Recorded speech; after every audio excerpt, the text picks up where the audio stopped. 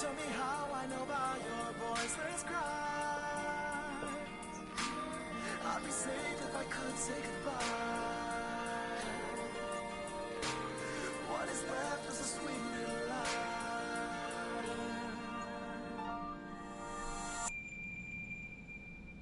What do you want for the endless song? In a light like a smile with a farewell warmth this time. On the darkest of starlight you cry for.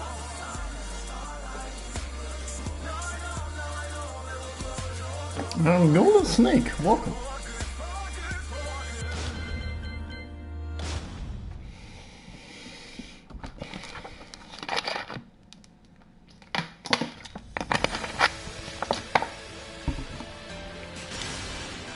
Welcome to the King of Iron Fist Tournament 7, Martial Law. Armor King.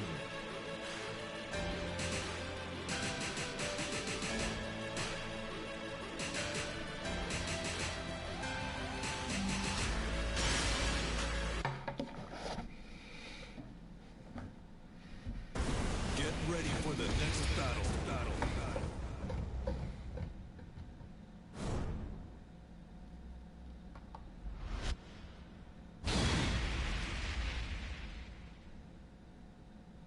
Welcome back, Tekken Maestro. It's not like just we had a conversation going on like 2 minutes ago. But yeah, I had a hard time believing that we actually completed that yesterday. No, after all these attempts.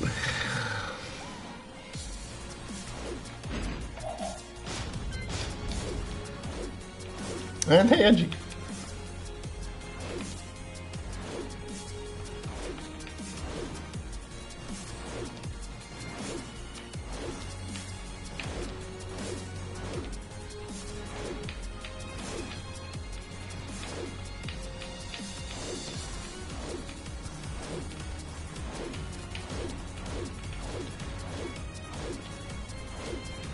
Oh, DSS now. Today I'm doing something really different. Not just the fact that it's during the week, but it's also that this is like the first, and I don't know how long this stream will be ongoing. This will be the first Tekken stream since my muscle fiber crack, where I have no prepared nutrition, no prepared warm up and stretching at all, nothing. I just try to, because I noticed when I play Jin on the right side, I kind of like I still had to work with my whole forearm, but due to some sort of different notations, or you prioritize and do some other notations more often than usual, playing on the right side actually made my thumb heal a little bit, because all the notations from which I got the muscle fiber crack got caused by me playing on the left, and all the same notations over and over and over and over again. And I noticed that it doesn't exhaust myself when I play on the right side as much as if I play on the left. So, and then on top of that, not just gonna play on the right side all the time today, I'm also gonna play a character that's not so execution heavy. So I will see how long this will go on, because this is the first time, and this muscle fiber crack is like 1.5 years ago or something.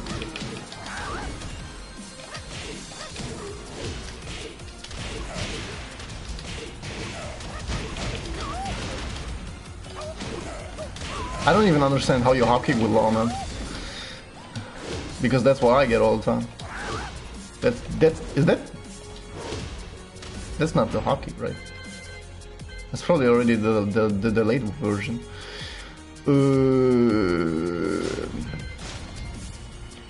Yeah, that's the delayed version. That's the okay. So also you press up forward first and then. Well, this is kind of hard to do.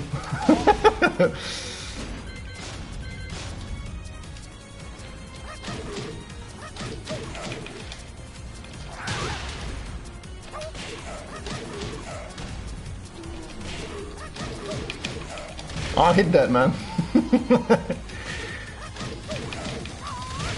Oh my god.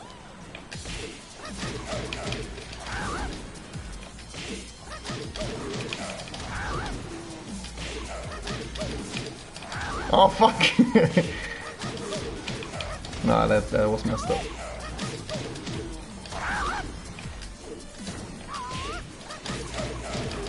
Oh fuck! I kind of smelled that one. Oh, it's getting closer, man. It's getting closer. It's getting closer. Don't you, bitch! Don't you hit that shit! Oh my god, man! That feels like an accomplishment.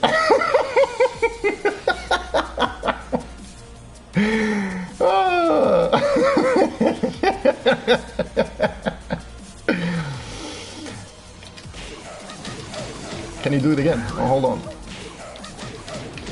He can't, of course I can do it again, man. Don't even play. Can do it 3 times, watch. Oh, fuck. Oh, fuck. Ah, that was almost there, man. What? The hell? Really? That felt wrong. Oh, that was it, man. I just pressed too early. That was it either. Come on, man. Why are you dropping this shit? The hell?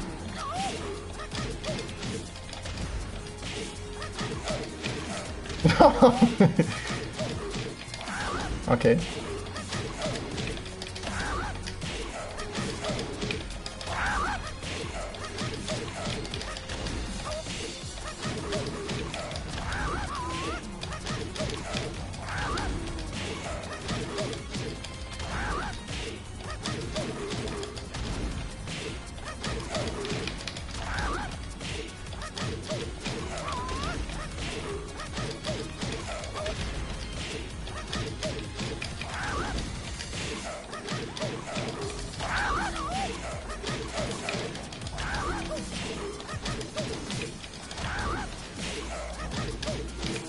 Ah, there we go, bitch. I told you I can hit 3 times.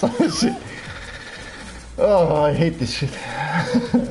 And Mishima, welcome. I can't do, like, the only thing I was ever able to do, it was not even from Wastening 4, because you probably mean this one right here. I can't do that. I was only able to do that after Wastening 3. Like so, I just did it on the 2nd attempt. That's the only thing I can do, but I failed on this one.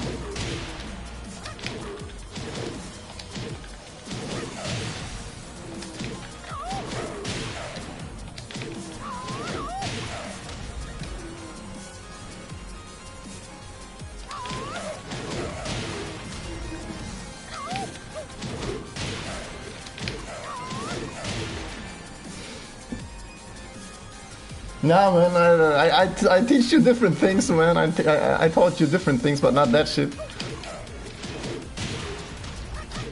I'm too crap at this. And I'm not even gonna attempt it now.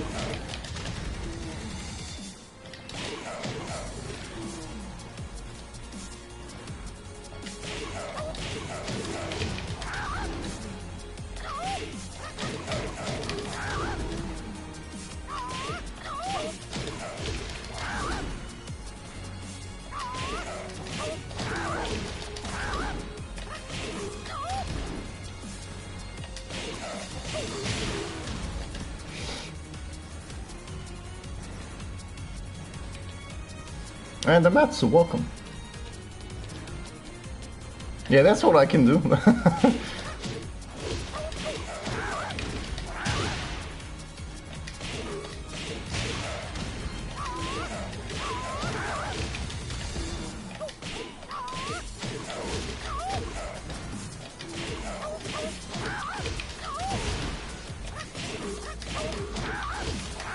Oh, come on, man, give me that. Fuck. I don't even know the difference in between those two.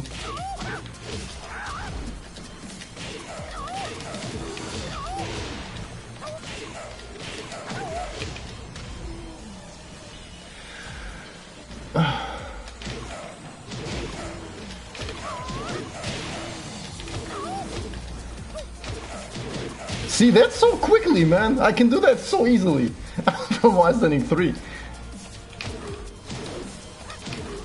But here, man, it's a whole nother world. Let me try some. Let me try some. Oh fuck!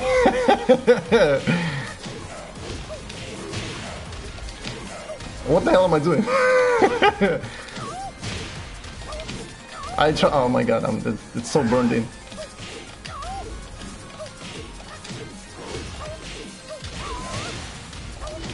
Oh fuck! I don't even attempt this from the right. Play Josie and get her to Gambu. I already have her at Suzaku. That's not even possible anymore. I automatically want to press 3+4 after that.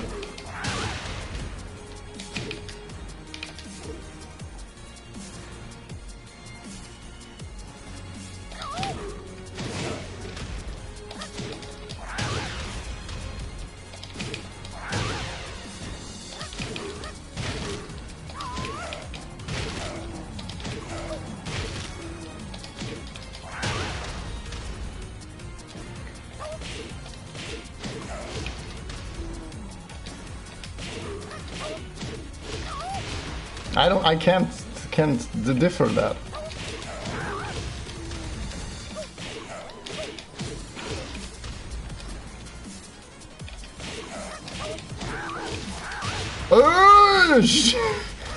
Hit that! Oh come on, man! Really?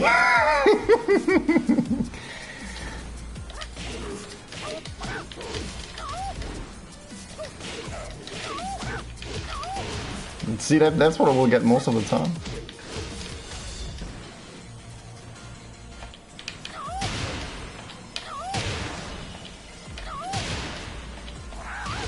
Oh, okay. So you don't... Okay.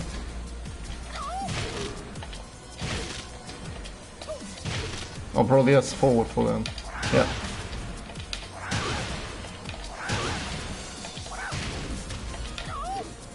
And that's... Oh, okay, okay. When Jin hit Tekken God, Amatsu.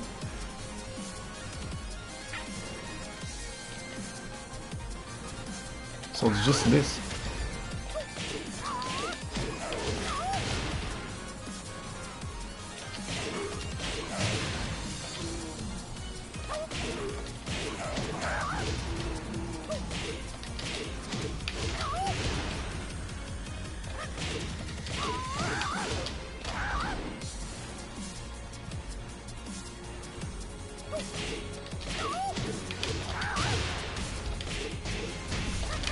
Yeah, okay. Other than that, this shit, this shit, this shit, this shit.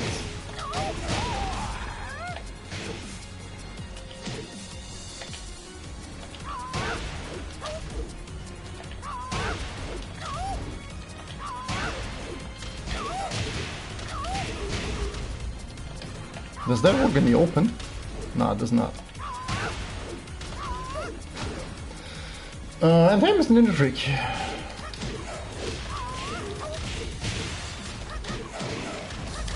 Oh, really?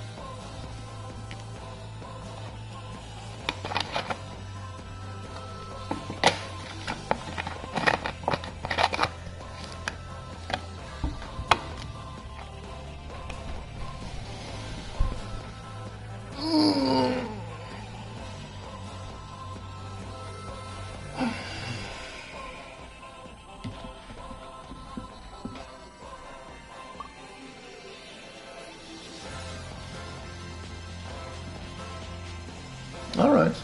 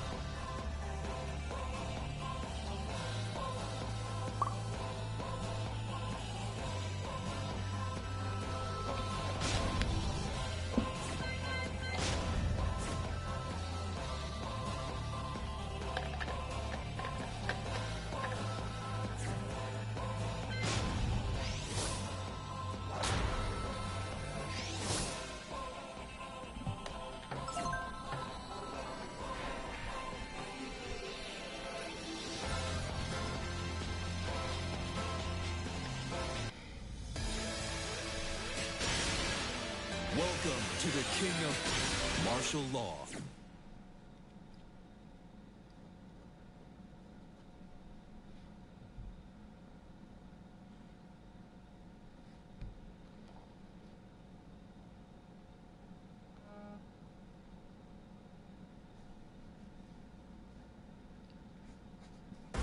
Get ready for the next battle.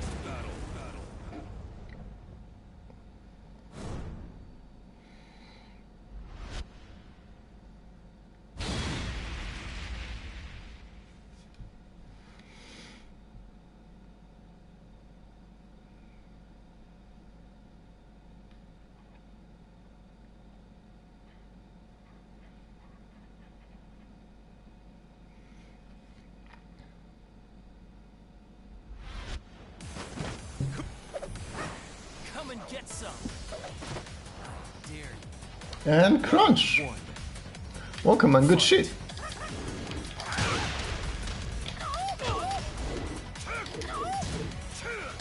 I died.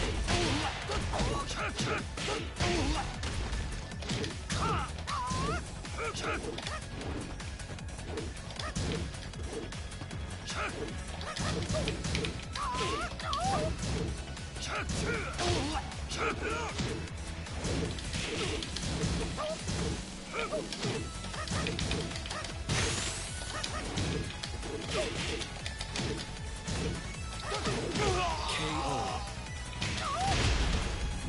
2. Fight. Oh! Oh, the combo! Oh my god, look at this setup. Oh shit. Oh. Oh. Fuck that up. Ooh, sexy. Hit that. I don't know with what I try to break it. Oh wow.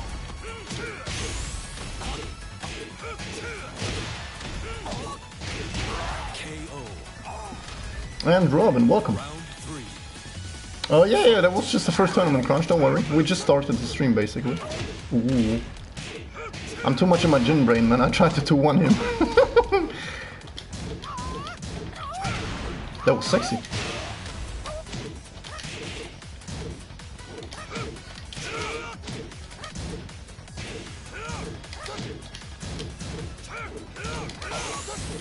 Very good. Word! I'll give him stab ones for that, man. That was sexy. This move is too OP, man. You can't deal with that.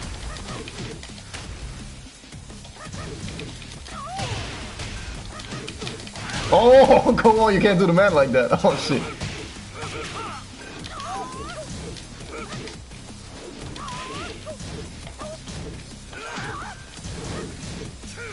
Oh, wow.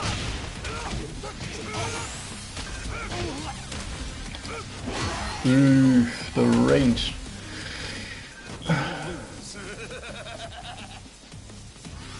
And hey, man, welcome.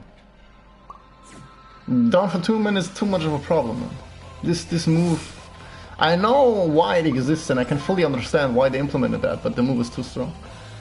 The move is too strong. It's too nasty, man. They whip in front, you all you have to do is fucking down forward too. Go play Jin, man, you have to fucking just frame that shit. It's ridiculous, man. Welcome to the King of Iron Fist Tournament 7. Martial law. Oh, you're too kind, Golden Snake. My law is trash. I'm not joking, man. But with which character you got Fujin with Crunch? Was it Jack, or am I tripping? Get ready for the next battle. Because I think we played last time on like quick match, I think, and you played Jack. Ganryu? You for real? I have to ban you right now. Yo, Emil, can you please give Crunch a timeout right there? You're playing Ganryu, like. Oh god, man, another one of those. So you and Tyson are the only people that maining him. I'm surprised, man. Oh, never mind, man.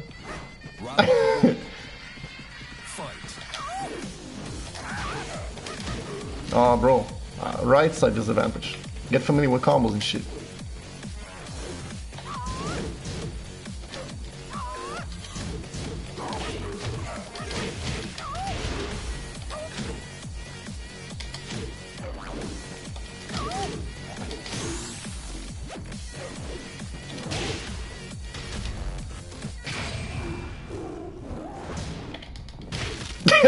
Shit.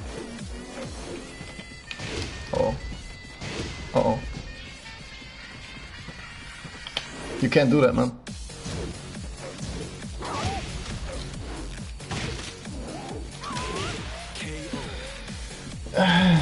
Nah, don't worry, man. That was a joke.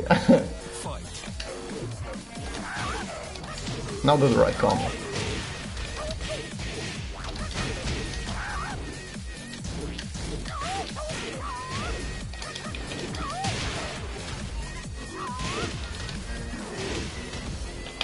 The fuck?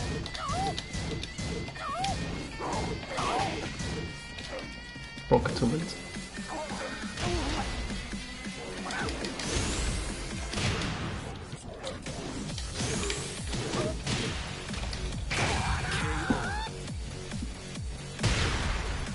Round 3.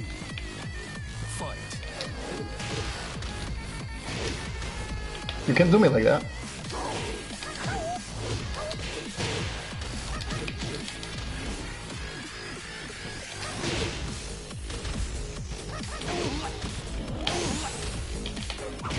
KO. Round 4. Fight. The fuck?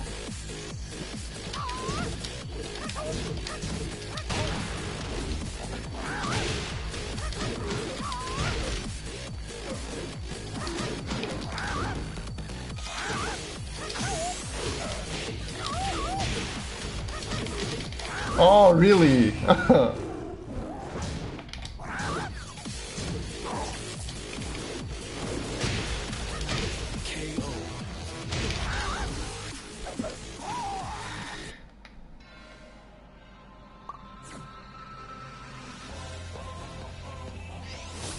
That's good, Crunch. That's good. Now we are now since you are now on Fujin, you have to know the matchup of your from the character, like matchup knowledge. You need that. You 100% need that. It's already hard enough to advance in that level, but not knowing the matchup and then trying to advance, you're not helping yourself with that.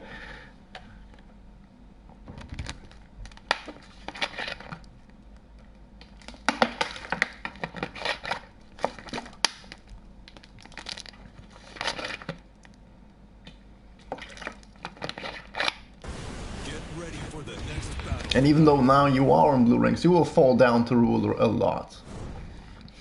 You will get demoted to the ruler ranks back again a lot.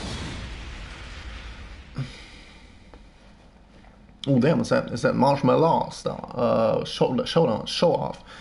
Shut down. Standoff! Oh my god, it was Ghost of Tsushima, man, I'm sorry. Oh my god, this game is a masterpiece. Shit.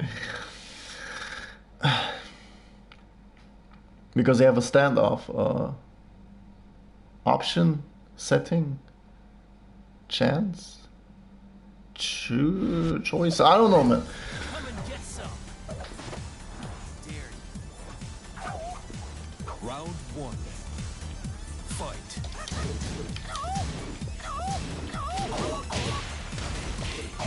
Oh fuck, man! I'll try to do I'll try to do junkyard and shit.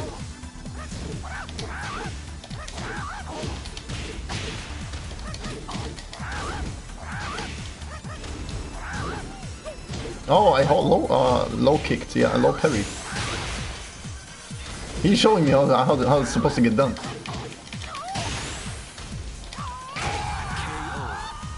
Yo, this game, just not from the graphics alone, Emil. This is a masterpiece. I want to say it's even better than Onimusha, but not just that, it's even better than better. Did I just hit that? It's really like, and I've not even played so much of it, like, fuck.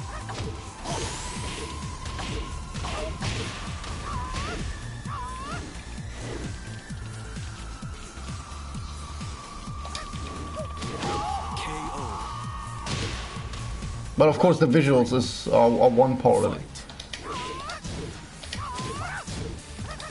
Wow.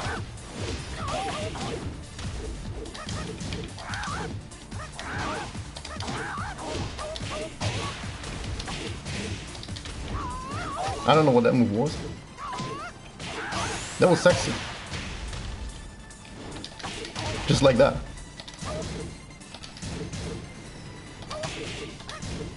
No!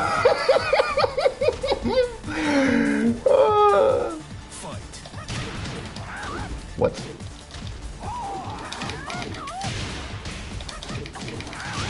Look at him, man, going crazy right now. Oh shit.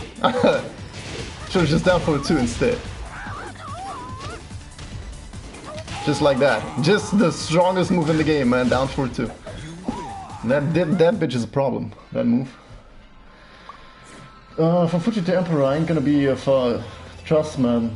You're gonna get demoted so much back to ruler ranks.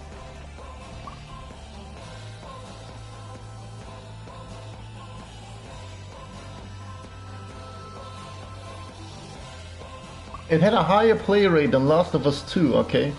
Yeah, it's once Sony is involved into games in general, when you see Sony is involved into this, you can already say there's one thing the game truly excels at, and most of the time those are visuals and presentation.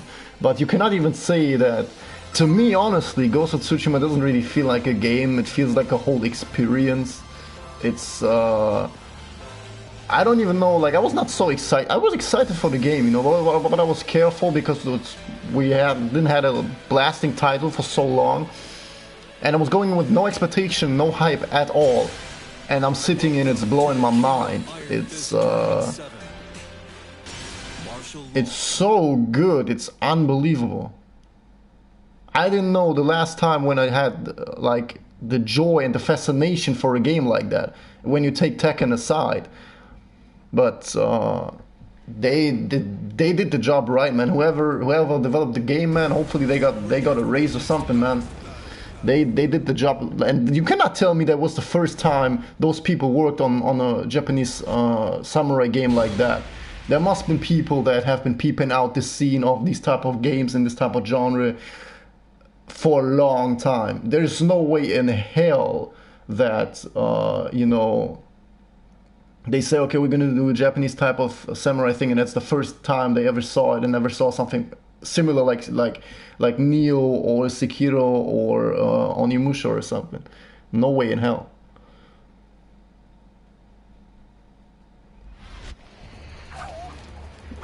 For that, it's way too precise, way too good. Told you, man, this bitch is a problem. I'm just gonna down foot to everything, man. Wow.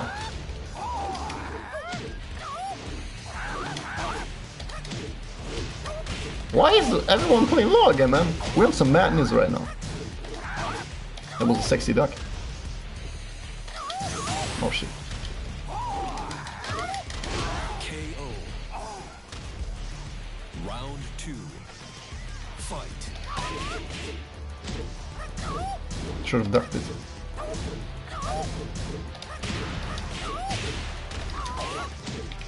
Oh, what did I miss? Oh, the circle inputs.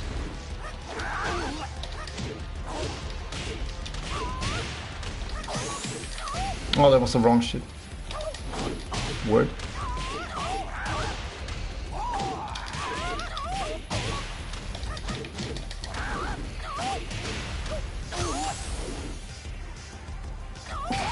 Uh-oh. Oh, shit. Ghost of Tsushima. I never played Sekiro Crunch, but I can already tell. Ghost of Tsushima is a lot better.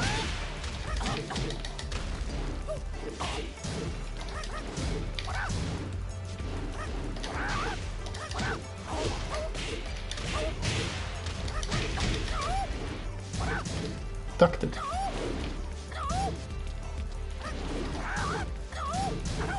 Oh fuck. Bitch.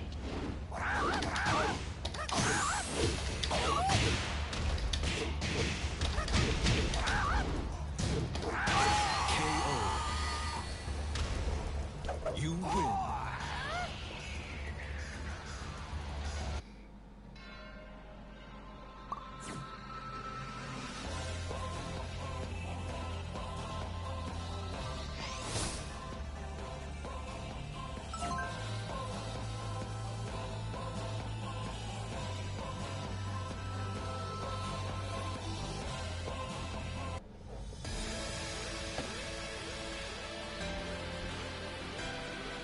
One three is so used, no one mostly use 1-3-3.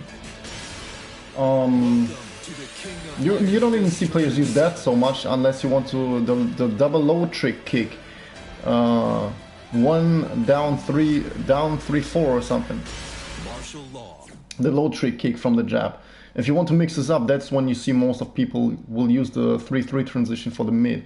But it is not useless. It is absolutely not useless against opponents like Horang or Lore or Steve that presses a lot and have fast jabs and everything. Like fast jabs, you know, everybody has same speed of jabs, but especially on opponents that, you know, are heavily to attack you straight up from the kick, you know, it's very good to offensively create distance, and this distance is something Jin can work with quite good. So it's a good tool, but you don't see people really using it this much because even if you have people that are, you know, approaching you in this way, this move is not the first tool you think of.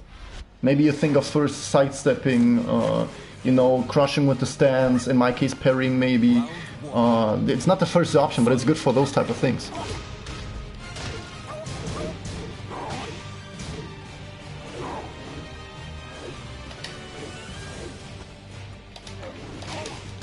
Oh, that fall?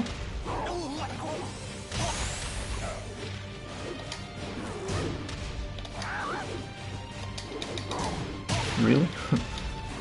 Oh, the damn truck. Round 2. Fight.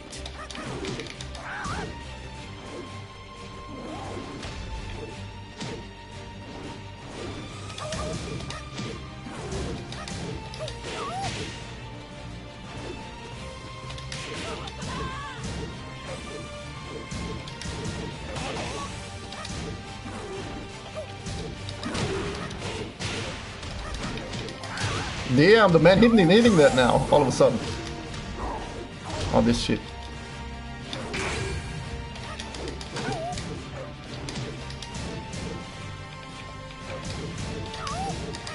Bitch! It was not even intended. I'm doing Jin's down 4.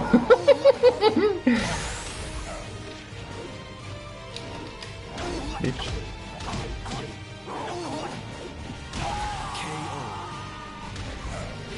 Round 3. Fight. This man doing workout and shit.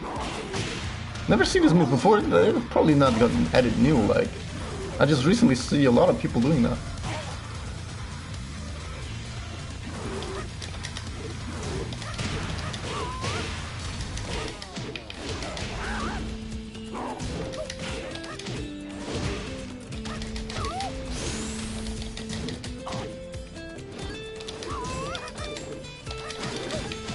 Hit that! Oh, come on, really? But I'm on my side now. So I feel automatically more confident. Round 4. Fight.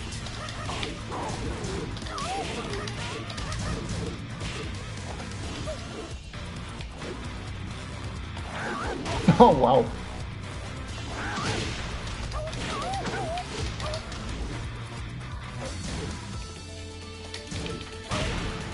What?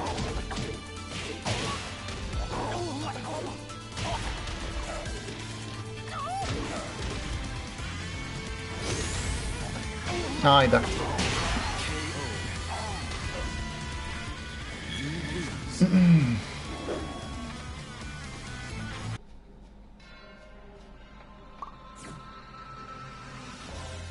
And it's just like Crunch with most of Jin's tools. You don't see like a few of them used a lot, because everything about this character, the whole character is a situational based character. So maybe if, for example, a move that also people don't use this much is his back 4. Maybe back 4 is in a situation useful where you think it's useful, but then another tool is also useful or more used in this situation than back 4. So you know, it's not like that. It's like that. These tools are not your first thought in this specific situation. You barely see Jin players using back 4, including myself. I use all of his tools, but like I said, it's a situational based character, so I don't use them so much. Down back 3, for example, very good to catch floating opponents to high crush and get a quick knockdown. I use that, I cannot even say often, I can say sometimes. But then when you want to see someone even using it effectively, you know, those are also different things. Everything about this character is situational based, so... And those were just few examples, you know, his down back 3, his back 4, his 1-3 into forward stance or back stance. Down forward 4, his strongest counter launcher. You would never see people using that. I use it a lot. I try to use it as much as I can because it's a very good tool. You also barely see people using that because it's almost just as fast as his 4-4-3. So, you know, because it's slow, people don't use it. That's why. It covers good range. It can cover some mids. It is a mid, but it can cover, you know, it has a good hitbox because it goes like almost like a sword slice, you know. It goes from all the way up to almost all the way down. It's good. On hit, it's perfect. On counter, it's like I said, strongest counter launcher. His ZDS 3+4, the flying kick, the legend kick, the law DSS kick. You only see that used in combos. It can also be used quite good in the open or when you're trying to pressure your opponent because it's +8 on block. You know, people never use it for that. It's understandable because it's a huge gamble because if they duck it, you can get launched. But it can be a good use because it can come out of the stance, so you have diversity with that. You know, it's just a few numbers of tools where you can really say that they are maybe good in this situation when you see one, but it's not your first tool in the situation on your mind.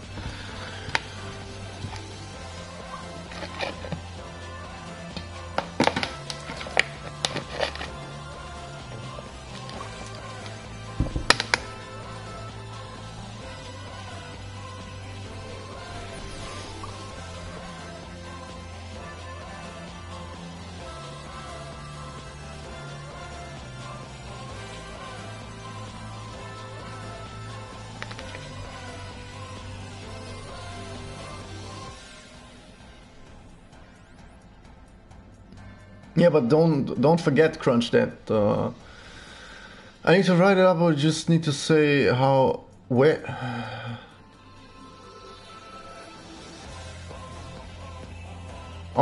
Just like how Tekken Meister does the series, I'll fall low, play the place over. I'm nowhere near a pro, Crunch, so it's something you should not forget. Sure, he has all these awesome things and stuff, but to, you know, master the character or like really play him good. That's what people always. This always gets overshadowed by the awesomeness of his moves and the whole concept of the character and the package he offers you. That always gets overshadowed by the fact how long it takes you to really understand the concept, the toolbox, and then using him to be effective. People always don't see that. It's not like just because you have all these great tools you become a great player instantly. Like, there's a lot of work behind it. Martial law.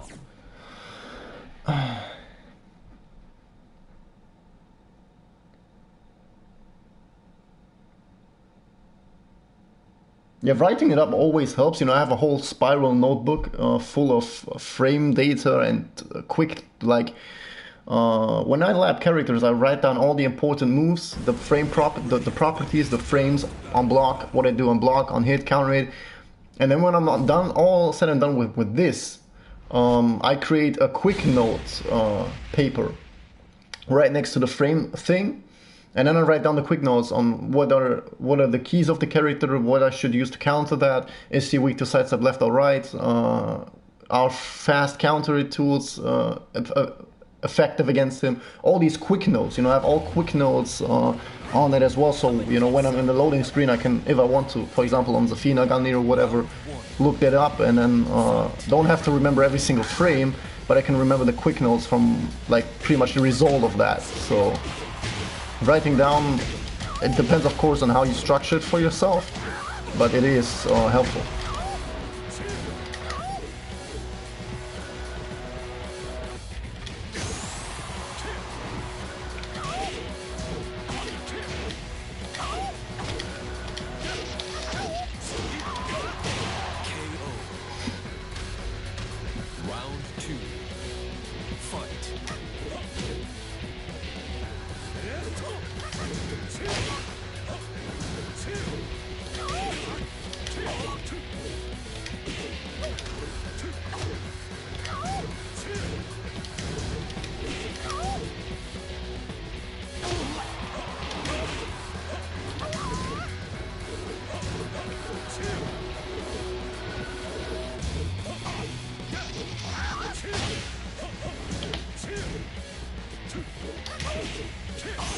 Oh, that realigned on its own.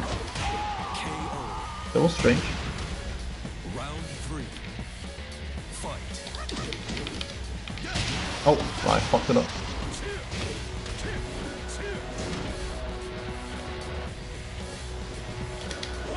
Very good. The stance itself also offers some unique movement combinations.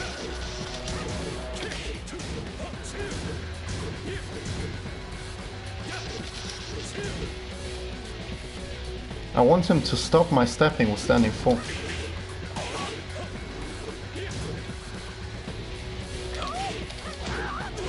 Or realign with a wave dash.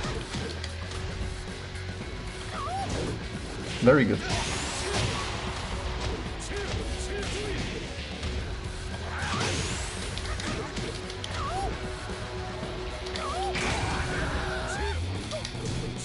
There we have the standing full.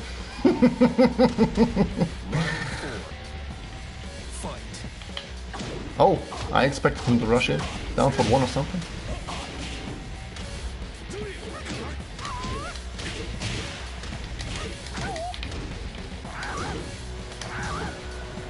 How the hell did that not launch it? Oh, okay.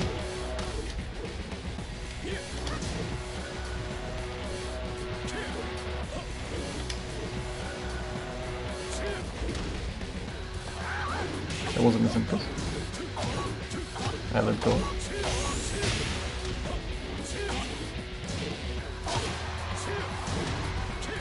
Oh, okay. Final round.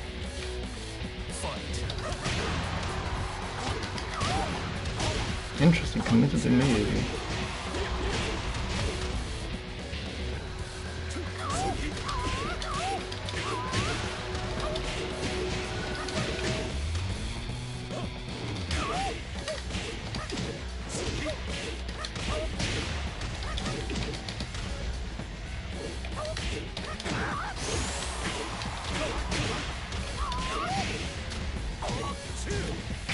Yeah, saw that.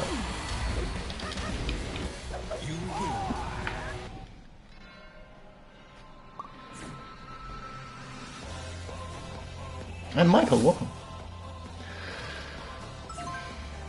I don't know when I do the next quick match stream with Gym Crunch, but I mean I just did one, but it's like more me getting back in shape, you know, so Welcome to the King of Martial Law. sure I'm years away from being a pro, but I know the character, so... You mean me, Emil? I didn't. That's the first time me playing Tekken today.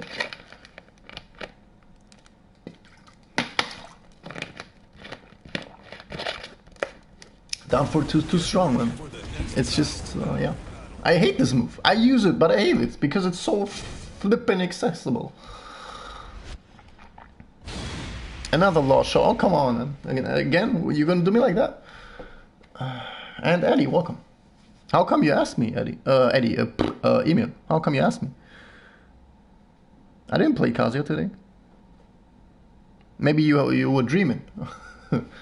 Jack's down. Oh, come on, man. Jax, I don't even have a vengeance with Jax down for a 2. It's like the only down for 2, you know, I can, you know, deal with it when I get hit by it because it's minus 14. You know, this is, you know, this is alright to me, you know, but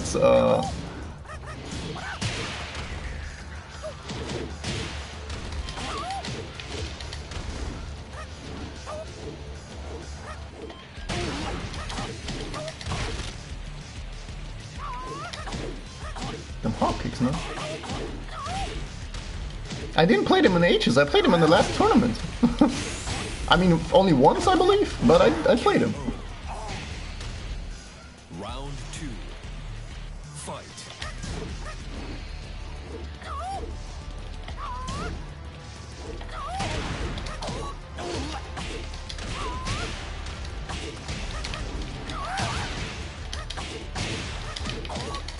Oh, look at the combo, man! Great! Uh-oh.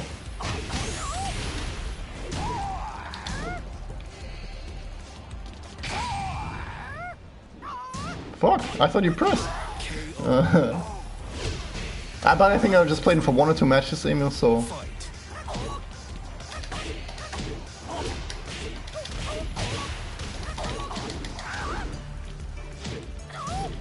Work? That actually works. Oh, the back turn shit. Them Tekken are back turn shit. Oh shit.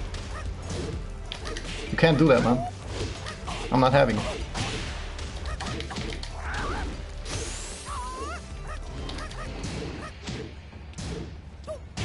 I let go.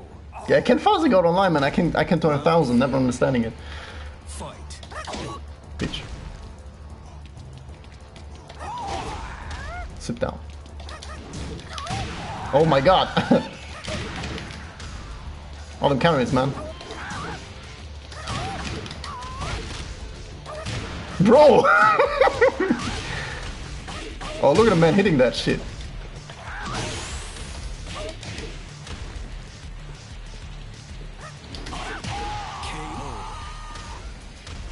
Final round. Fight. Oh, why do I duck the second hit, man? Where? Hit that.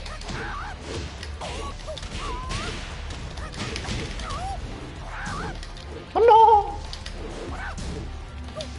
Oh, bro. I helped him with that.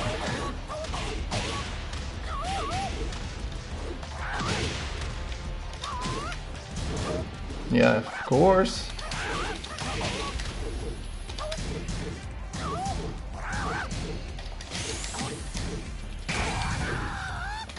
Nope!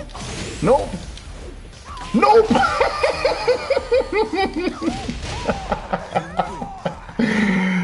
I tried to do it immediately after the rage drive, but...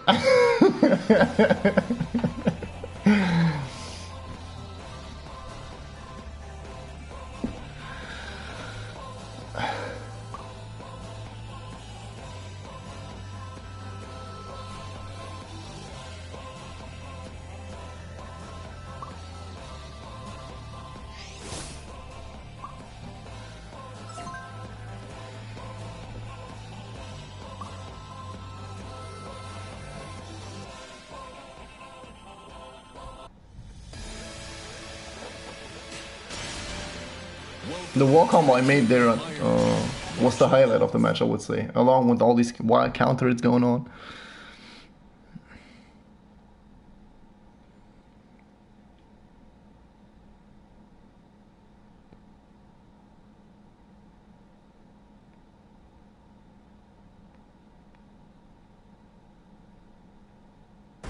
Get ready for the next battle.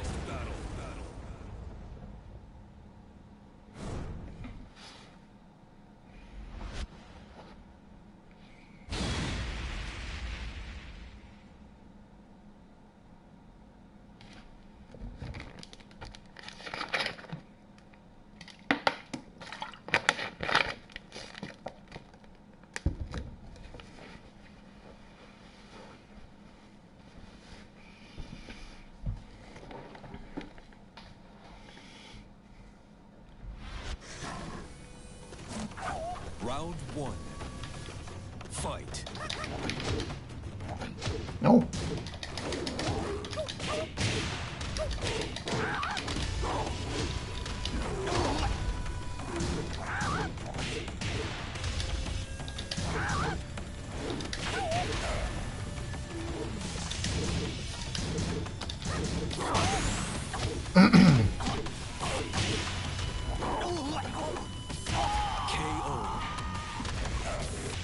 Round 2. Fight.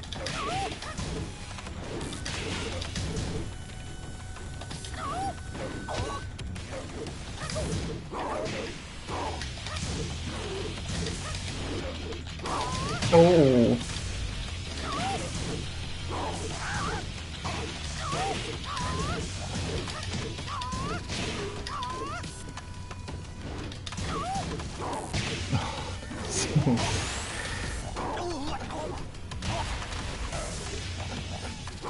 My balls. KO.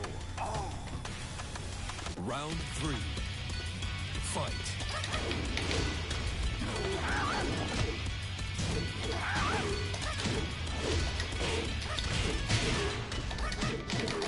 Hit that bitch.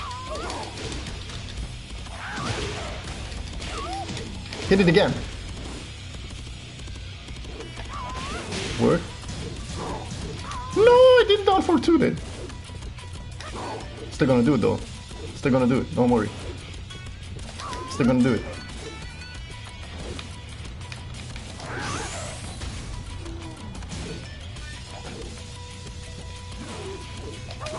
Still gonna do it, man. I told you, man. This move, nerf it. Take it out the game. Round 4. Fight.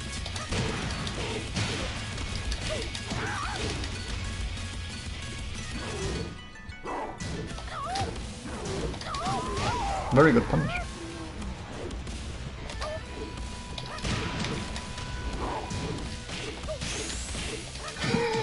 This move, man. Word. KO. Final round. Fight. You can't handle that, man. This move is too strong. You can't give me a move like that. You can't, because I'm a beast with it now.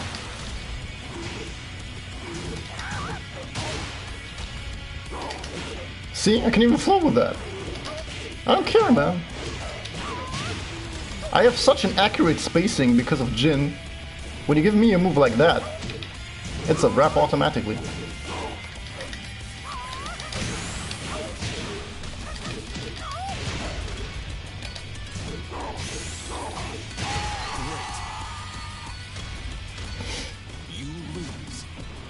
I decided to move back to Tekken 2 because I couldn't take it. You think you have a better go in Tekken 2 than Tekken's? Nah, man. You're putting yourself to even more bullshit.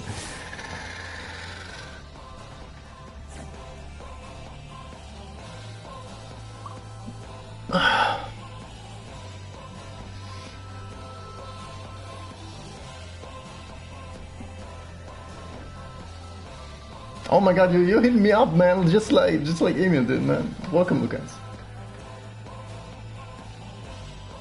He's my warm-up character, Eddie, execution-wise, because he's not so execution-heavy.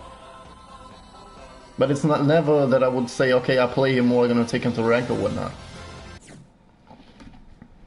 Because today is the first time since I received my muscle fiber crack that I play with no protein nutrition, no proper warm-up for the forearm, and no proper stretching, and no proper warm-up in Tekken. I did a couple of combos, but you cannot really consider that warm-up, so this is the first time I'm really putting, you know, me.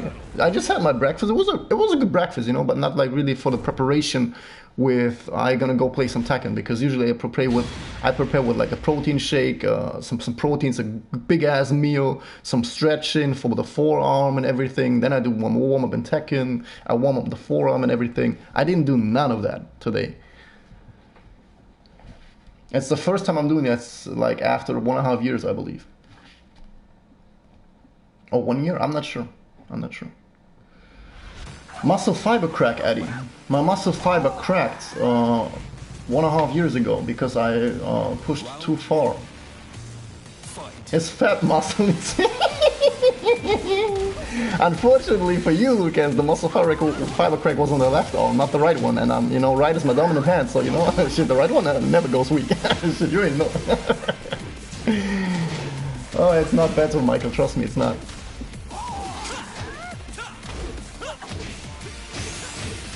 You know, I don't want to like talk too much about me. I just want to, you know, when I refer to my own experience so that people can learn something from that. It's like, I came from nothing, Michael. I had millions, if not billion reasons. Think of, this is a big number, man. Billion reasons, think about that. I had billion reasons to quit on my shit. and just fucking want to keep going. It's all it is. It's all it is. So, and I came from nothing, man. Like, this is my first Tekken. That's something I wanted to prove. If I can make it, every fucking dumbass can make it. Round 3. You can do it. It's alright when you have these moments, man. Like, everybody had that. I had several breakdowns, man. I had several breakdowns. Round 4. And when your will to, or when you're playing with the will to, or the desire to improve, the comeback you do will always be greater than your setback. Always. Every time.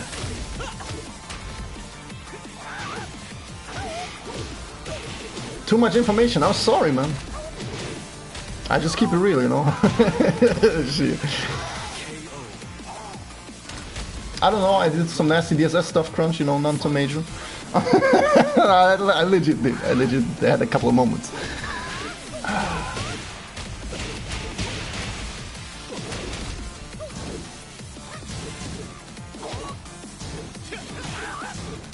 Yeah, it's alright if you try to get back, you know. It doesn't have to be like, you know, instantly. You don't need to do that, man. Take your time. It's alright. That you go through that process is really important, and that you take time within that process is also important. Never rush things that are meant to take time, never.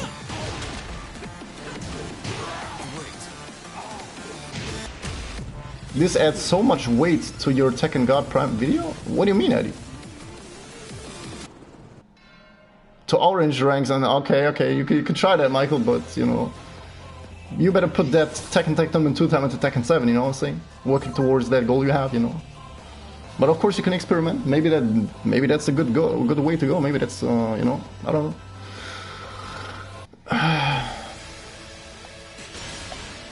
Welcome to the King of Iron, Martial Law.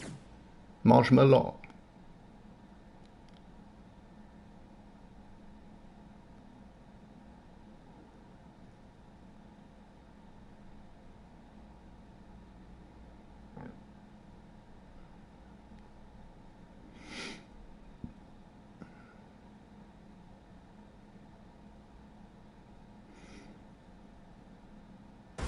Get ready for the next battle.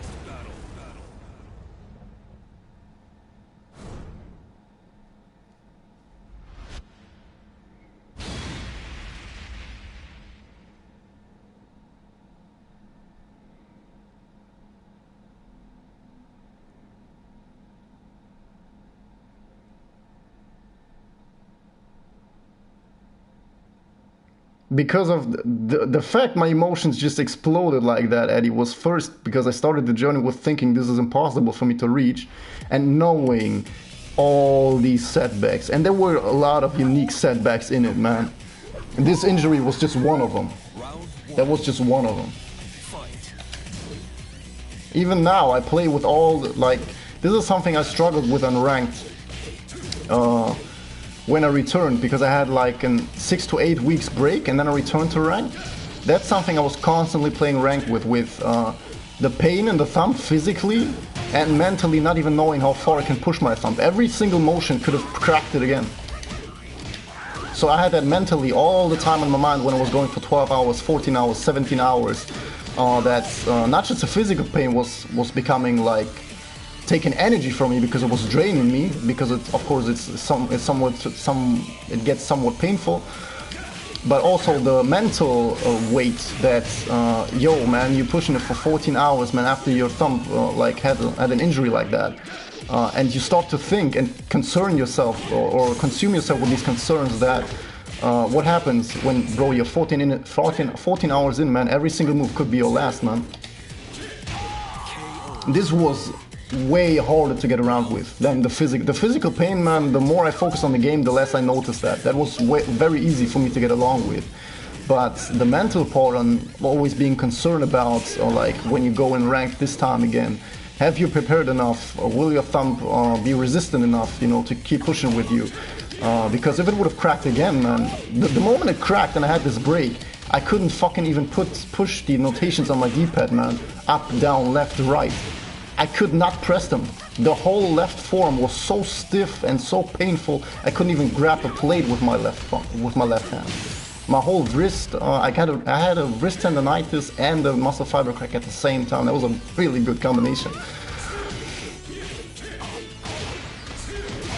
And after I noticed I healed to the point that I can move the D-pad and all that it's not hurting. But after a couple of while, it started hurting back. But with a pain that I can control,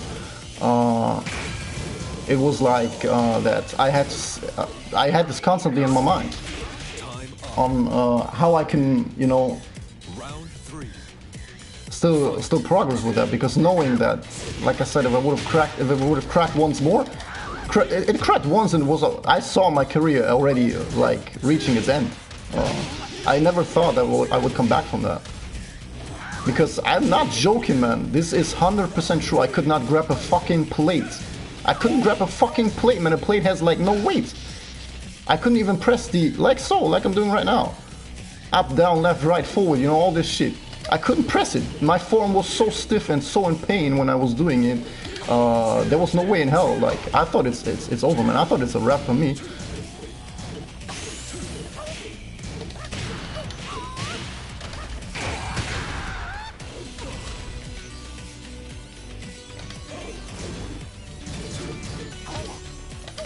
KO.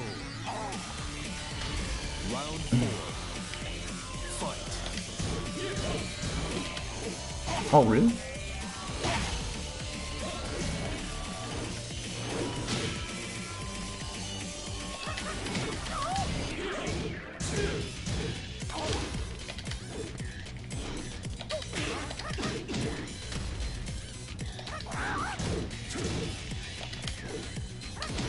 Oh, that still reached him, okay.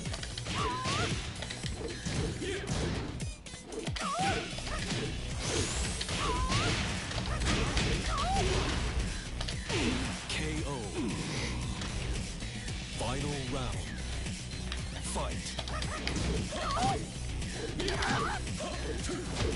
Very good. Already attempting the mix-ups there. Keep out, bro.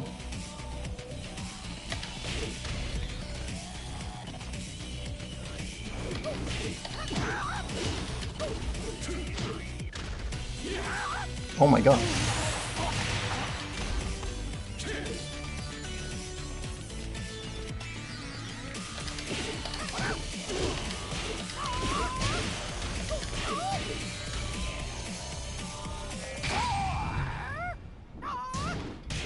He baited the fuck out of me. I thought he would just jump. Very good.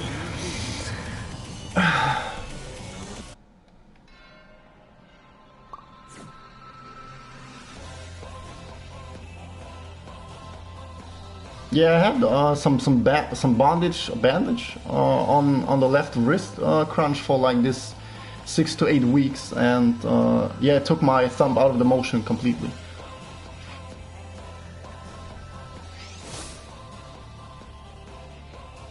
The good thing is that it is a muscle issue, so through first rest and then work out, you can fix it again. But if it would be a joint issue, you would have constantly pain without doing anything. So I thought it was that at first, but then my doctor told me it's just a muscle issue, you know.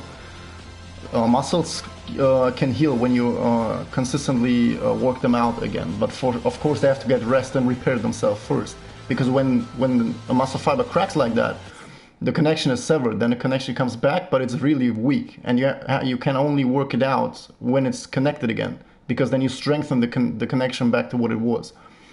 If I would have started the workout immediately, it would have never healed again. So on muscle issues, it's like first you have to rest, and then you can work it out again to, you know, strengthen it. But on joint issues, it's something different. Because if it's a muscle issue, you can instantly realize it when you put like some weight on it, like, or you try to put some effort onto your forearm, for example, on these muscles. When you have a joint issue, you don't even need any weight. When you just move it hurts, and that's the difference. I had no pain when I was moving the thumb. In the first 3 days, I couldn't even move it. But then when I was able to move it, I could move it, like, you know, do circles with it and whatnot. But as soon I tried to just lift a freaking page, a freaking piece of paper, and I put tension on the muscles, it was not possible. And I was in so much pain, and yeah. But now where the connection is brought together, and yeah, now I can strengthen it again. Now I can rock on it because I didn't have the time so much in the gym because 2020 everything got shut down. I didn't have so much time to outwork that again, to practice my forearm again, to make the left forearm healthy again, so that I just were able to get it to some point that, you know, when I push it for like 10 hours or something, then I feel okay, man, it's getting heavy or something, but not to the point that it's breaking, but to the point that the muscle's already cutting off, you know, like in terms of resources and energy. I know for a fact that if I would, the perfect thing I need is a break from Tekken and consistent workout. But yeah, if I have a break that also works, but the break has to be very long. If I would take three weeks with no Tekken and consistent workout, I would be fully back. But if I only want to rely on the break itself, I would need a half year of a break. Because recovery takes longer than strengthening. So I'm somewhere in the weird middle right now, so, you know, I gotta... That's the first thing I want to attack again once I can go back to the gym. Strengthen that forearm again.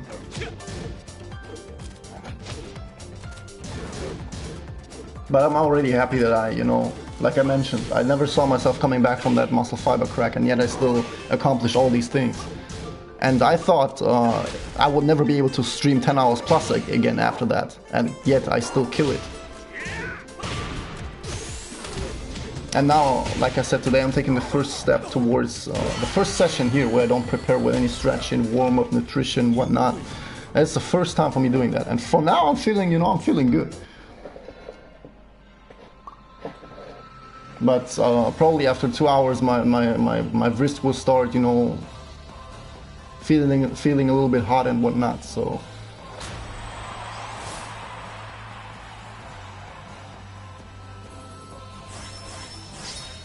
I gotta go to the toilet real quick now. Hold on.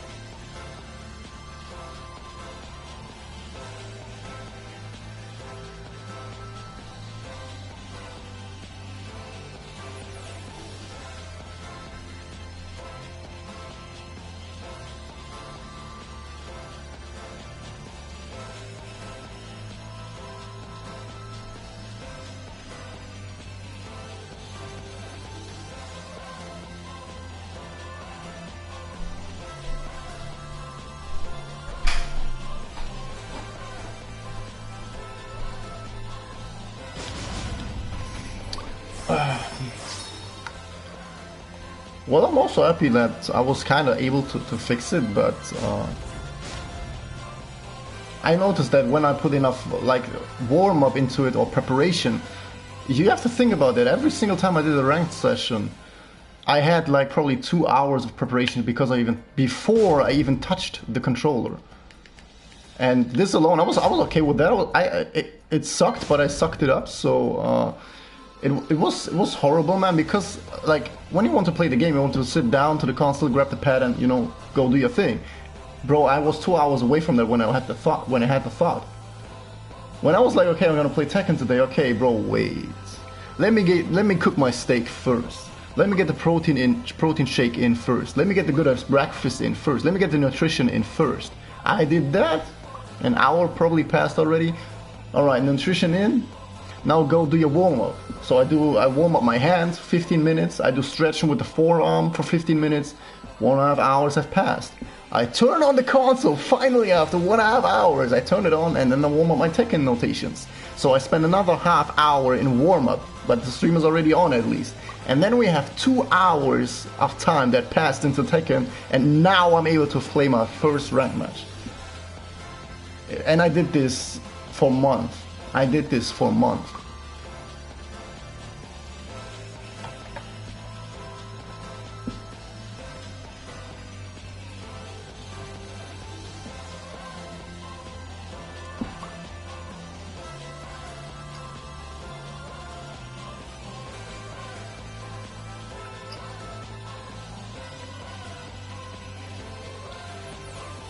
And all of that, you know, just to be able to play.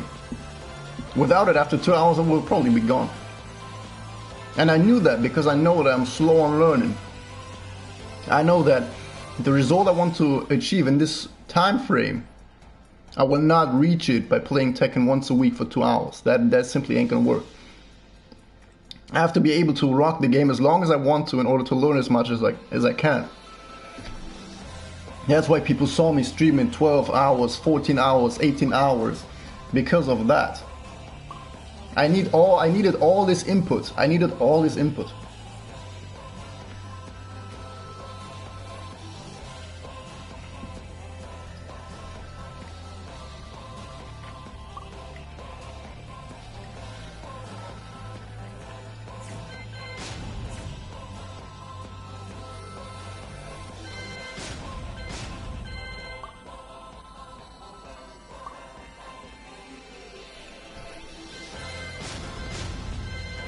And that's why I'm telling Michael, I came from nothing at all. Like I said, billion reasons, man. Billion reasons to, you know, drop the pad, quit Tekken, man. I had billion reasons. Just flipping one to keep going.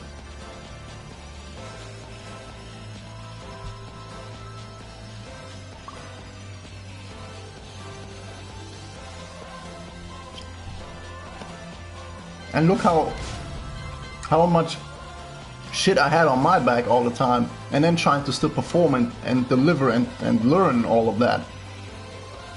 People out there quitting and they don't have all that shit. They have fine hands, fine wrists. You know, they can play Tekken every day. I wish I could. At the start I was able to, now I'm not even able to play that every game. I would stress my muscles too much. Because with the knowledge of now, if I would put myself at the start of my career with the knowledge now, I would just do like 5-hour sessions, but every day. Now I have to resort to like 10 hours, 12 hours, 14 hours. Oh, that's what I had to resort to. 15-hour sessions once a week. That's the only thing because this was like the only chance for me. I can only play the game once a week. And when I play it once a week, I want to go all in.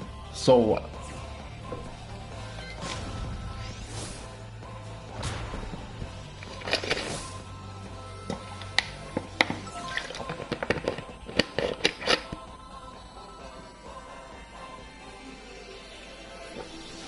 I know, Crunch. That's what I'm saying. If I can make it, everybody else can make it. It just depends on how badly you want it. And I didn't want it for like some fancy type of shit. The only thing I had in my mind was first that I want to reach Vanquisher for myself, that I can teach like show myself that I can like be somewhat of a good Tekken player. That was for myself to really realize, okay, I know what I can do in this game. And then from there I moved on to say, okay, look, man, you said Vanquisher was not even in your reach. Let's go for the next favorite rank. My next favorite rank was Suzaku.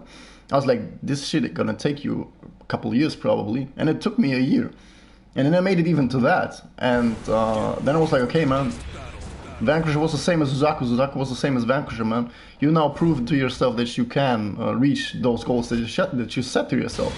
And I was like, okay, man, go for Tekken God. And I was like, the moment I said this, I was like, bitch, what are you even trying, man? Like, I tried it because this was the only evidence I've had. And upon this evidence, I started this journey to Tekken God.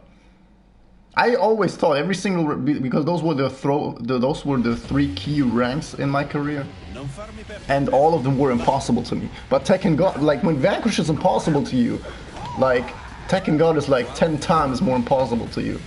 And upon those two evidence, I just started the journey, and with the knowing and the awareness that I still consider it impossible no matter how many hours I would put practice into it, regardless of what I would do. I consider it impossible every single day I tried. Even though I see myself making progress and all of that, I consider it every day impossible. Because in Tekken you get thrown into so many situations where you barely can control anything. And that's when that's what I realized throughout my journey as well. You get thrown into so many situations because this game has so much to it that the only thing you can do is your fucking best. If you get launched from a freaking sidestep or your move didn't connect it properly, those are all things you can't control. Sometimes the game just do it. And then this one slip up like that, man, can cost the round, the promotion, the demotion, you know, it can cost momentum, the round, whatever, man. Things that you can't control can cause such a huge effect. And people unconsciously, including myself back then, focus on that. And then it had a negative impact on their current state or how they feel about the game for now. And this is, like I said, this is when I realized you get thrown into so many situations where you can barely can affect anything. Even if you grind the game 24/7 hardcore like me, if you get confronted with Leroy, for example, even the best players don't know what to do. Fuck him around right now, the current example. There are some outside sources that, you know, you have to like check on like how much of those is in your capabilities or in your, like, you know, effectiveness. And people most often unconsciously just do that. Oh, look, man, he just did that and that shit. Or key charge, for example. Oh, he did key charge. Oh, he boasting, he pushing or something. Now I have to whoop this man's ass. All these type of things, man. Rage quits, also a very good example. I had a lot of that rage quit on me on promos, but not so many on my first promo. You know, when I first, for example, when I'm about to reach the first time savior and somebody rage quits on me or something. Imagine that, you're trying to progress and you're in the first promotion towards savior and you're in the final strike in your combo and he just rage quits on you. 99% of the people you ask, they would say, oh, this motherfucker, and they super obsessed, which you know is, they think it's justified, and maybe to some extent it is justified. But the moment it impacts you in a negative way, you lost. Because you cannot control your opponent staying in the match, whatever. You cannot control your opponent staying in the match. Maybe the connection gets cut off, maybe electricity goes down, maybe he does it on purpose. You cannot control your opponent staying in the match and you getting the final win, the final blow. You will get it eventually. Maybe not on him, maybe not on the next one, maybe not on a third opponent after that, but you will get it. But you cannot control this in this very situation. And that's when I learned that getting upset about things that you can't control, like, what's the point of that? It's like you're getting upset with the weather, man. It's fucking raining, man. Fucking suck it up, man. You can't change it anyways.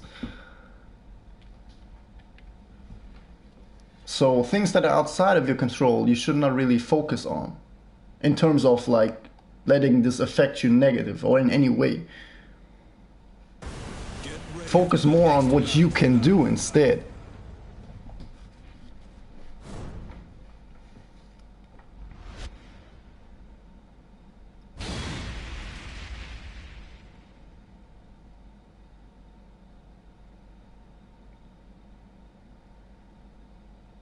Yeah, then again, Amatsu, it's all about the reason that keeps you going. This is a big ass number, man. I mean I made it up, but it's probably there probably were 1 million reasons, 1 billion reasons for me to quit. I just fucking want to keep going. And once you found that reason, it doesn't matter, man. Round 1. Fight. Just think about that. When this is the negative shit of you, when you're trying to learn with something like that, and you know it's probably 3 times harder for you than for everybody else, think about the end result. How would a guy look like for who it was 3 times harder than anybody else to learn? How would he look like at the end result? when he then makes it in the end? What type of example would he set for that? What statement does he do with this? What statement is he gonna set with this? This immediately gives you power to move forward.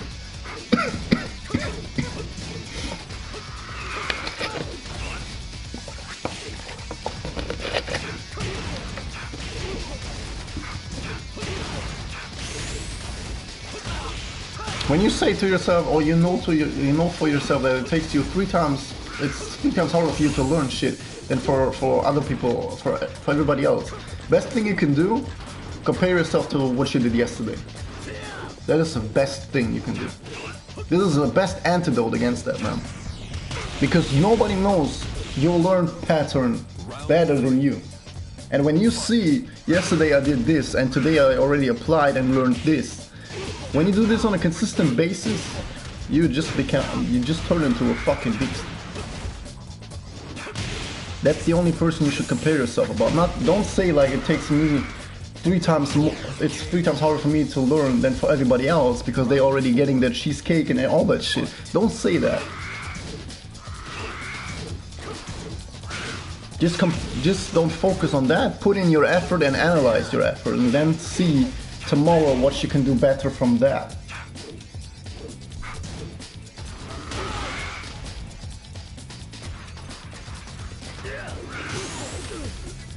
And then maybe after a week or so, you compare yourself to what you did.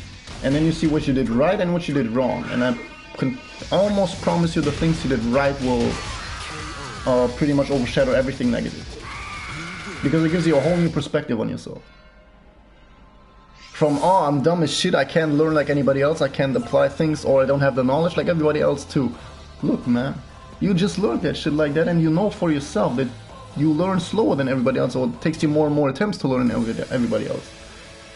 This suddenly comes up into your conscious mind, and not that, oh, I need 3 times more attempts than everybody else. Welcome to the King of Iron Fist Tournament 7. Martial Law.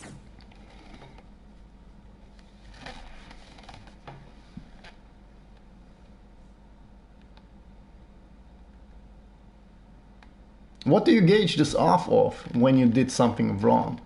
Do you gauge this off of from wasting 2 hours and not making progress? Do you gauge this off of from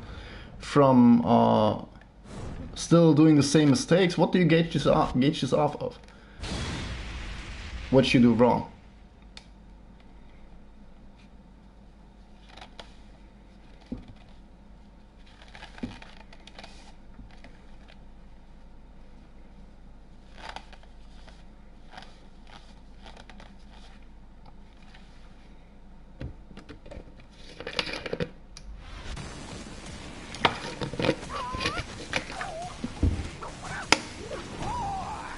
Again, man? Same showdown? Again.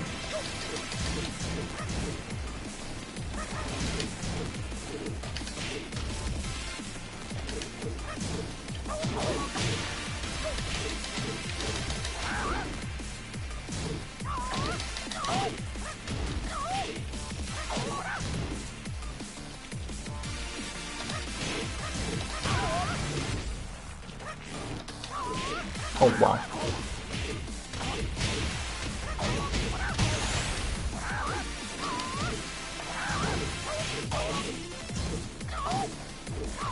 Nah. Fuck. Round 2. Fight.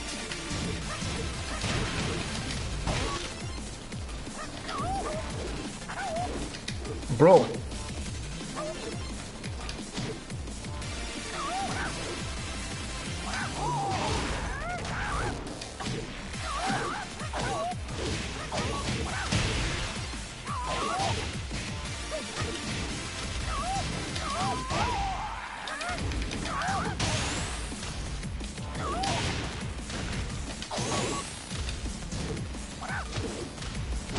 Den Tekken Master Home på stund till slide sheet.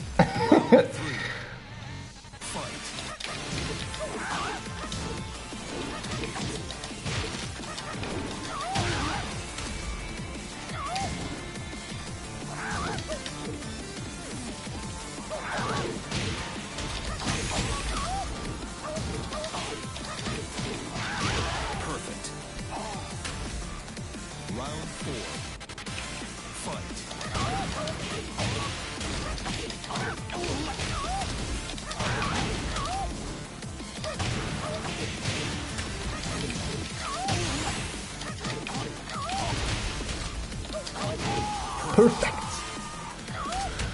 Final round. Fight.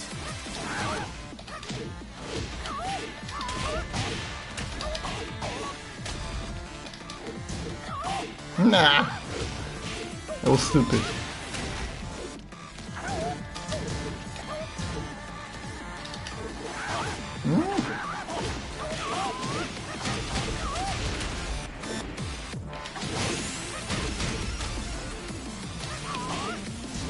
Nah, this bullshit. I hate that shit.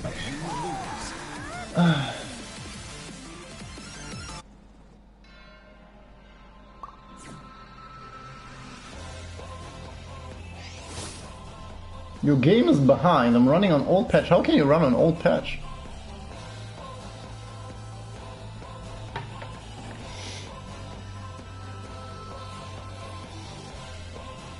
But when you say you don't know what you're doing wrong, you just told me what you did wrong. And I think you know that you're behind with the game. This is one big thing. You said you always sucked at timing, so you know what you're doing wrong.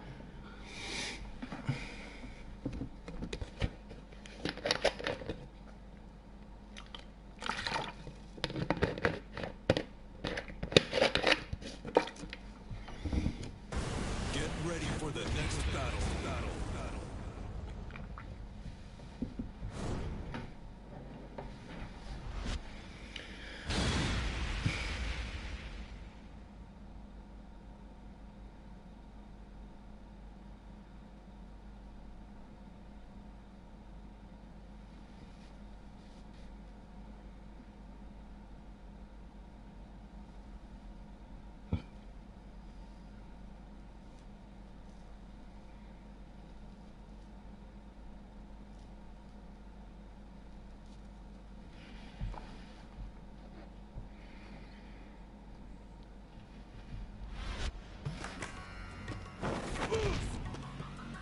Round one.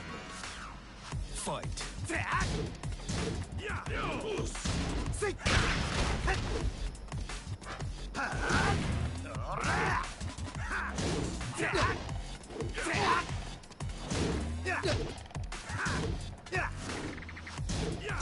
Pacing or spacing? But even if you say spacing, you know, then you just told me what you did wrong. KO. Round two. Fight. Oh my god.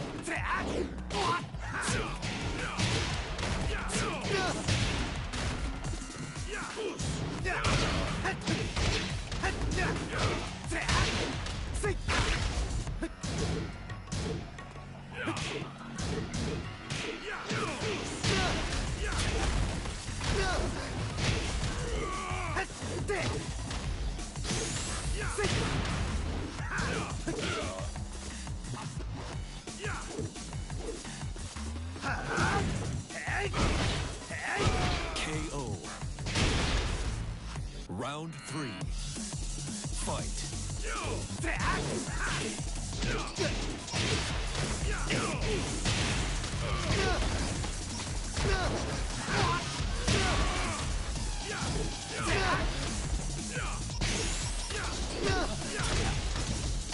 Perfect. Round four. Fight.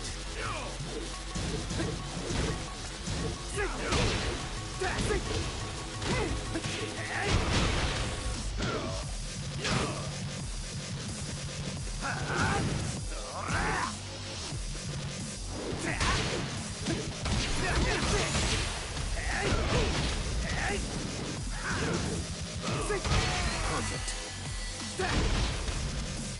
You win.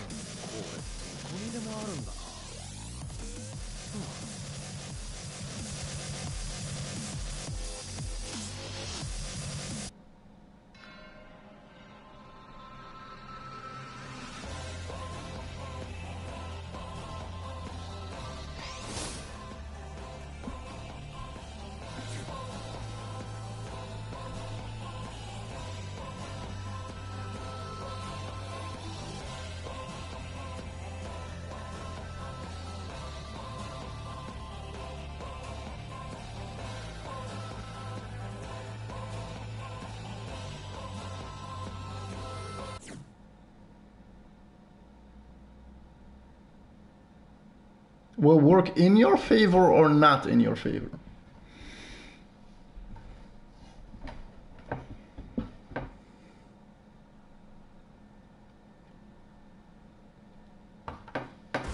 Get ready for the next battle.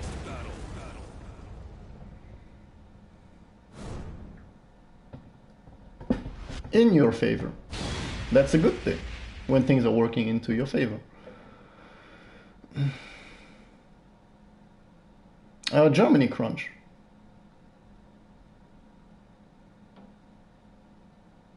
When everything turns into your favor, that's nowhere near being able to be related with I suck at it. When you tell me you suck at something, that means you're bad at something. Alright, Golden Snake.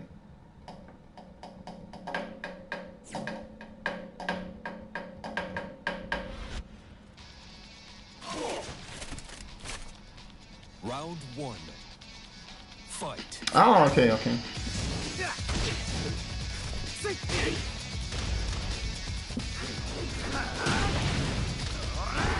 I mean, Tekken Master lives in UK and I also have a good connection with him, so I don't know if that's like, I don't know.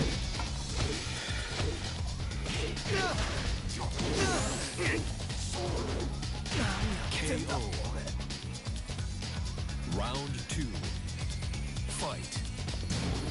Yeah, that's what I say, Matsu. If you can't play online on Tekken 7 thing, because Tekken 7 only consists out of online, you know, you're missing out. You're missing out. And the CPU in Tekken 7 is garbage. You can't practice nothing on that. That's Round three. Fight. you can practice reactions on that, but not even that. In that case, practice mode is even more reliable than that.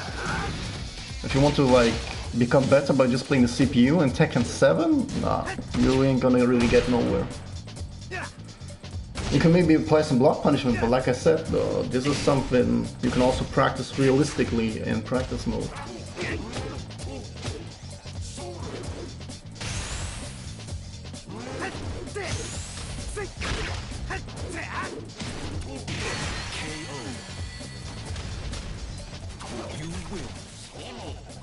But then it's already clear what you're lacking, if you could tell me all of that. Upgrade your game, get upgrade your game, get internet connection, you know, stay consistent with it in practice, you know, the basics.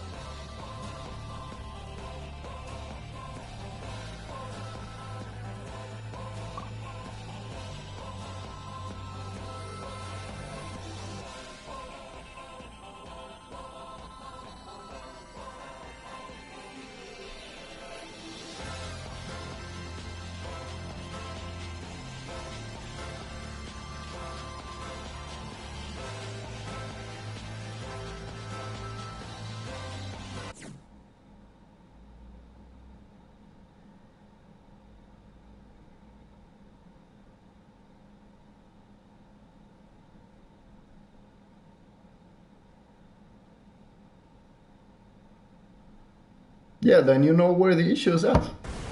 Then it's clear that you're not progressing on Tekken. Then those are things that you have to work on first. That's a bigger priority, man. Don't try to progress in Tekken when your life is fucked up. Get this in the right direction first.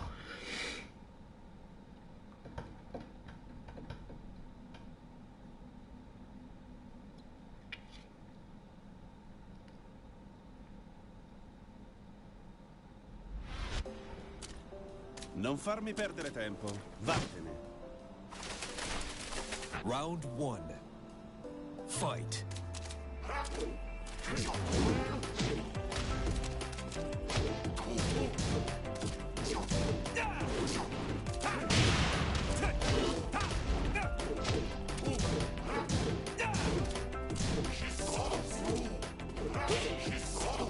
Damn, he on some Ghost of Tsushima shit right now. With that bamboo stick. Hold on, man. Bamboo sword? Bamboo? I don't know.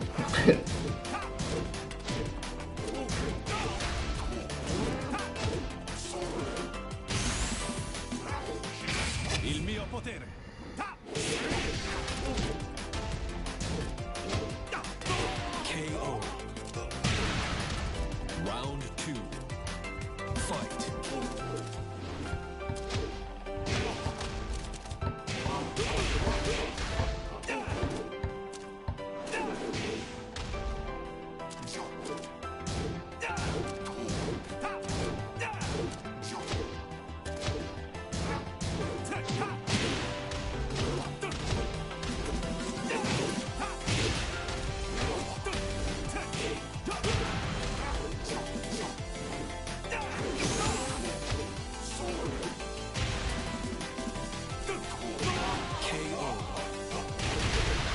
Round 3.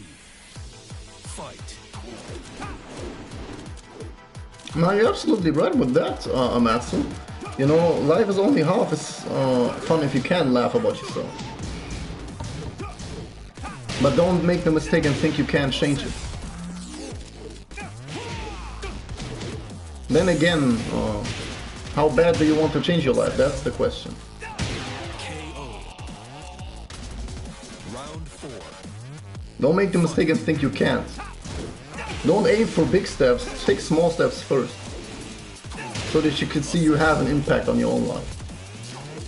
Don't expect for you to get that confidence of, okay, I can change my life when I reach like a big apartment or something. This big step will take you years and years and years, and frustration if you already aim that high immediately.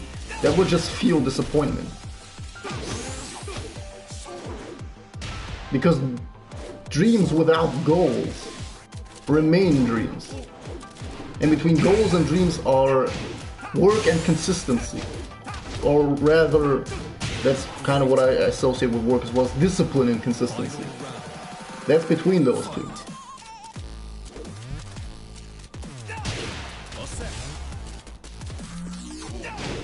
And those are factors that are within yourself.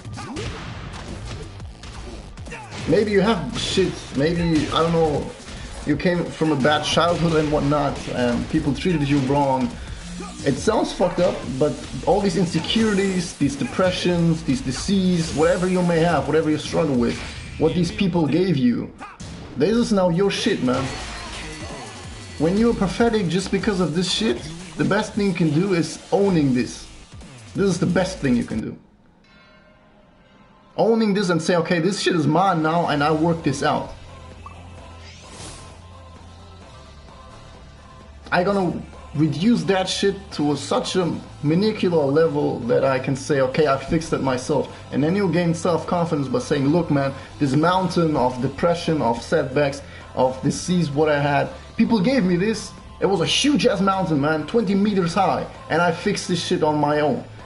Out of this, you gain so much self-respect and confidence that you just feel sexy. It really is. So this negative type of shit is something you can use to make you feel sexy.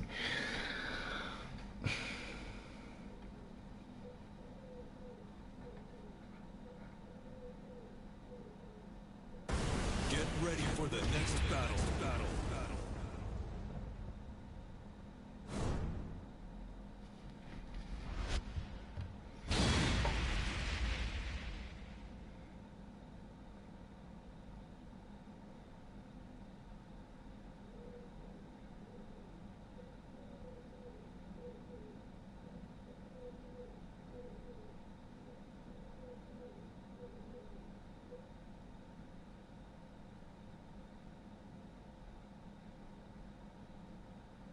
But I don't really get this perspective.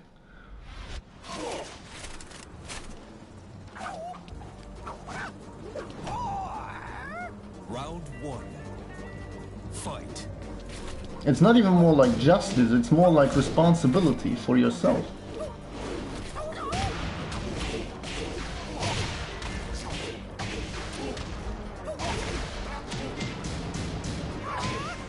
And when you talk about throwing this money you have in your hands to throw it at everybody, you're talking about mediocre shit.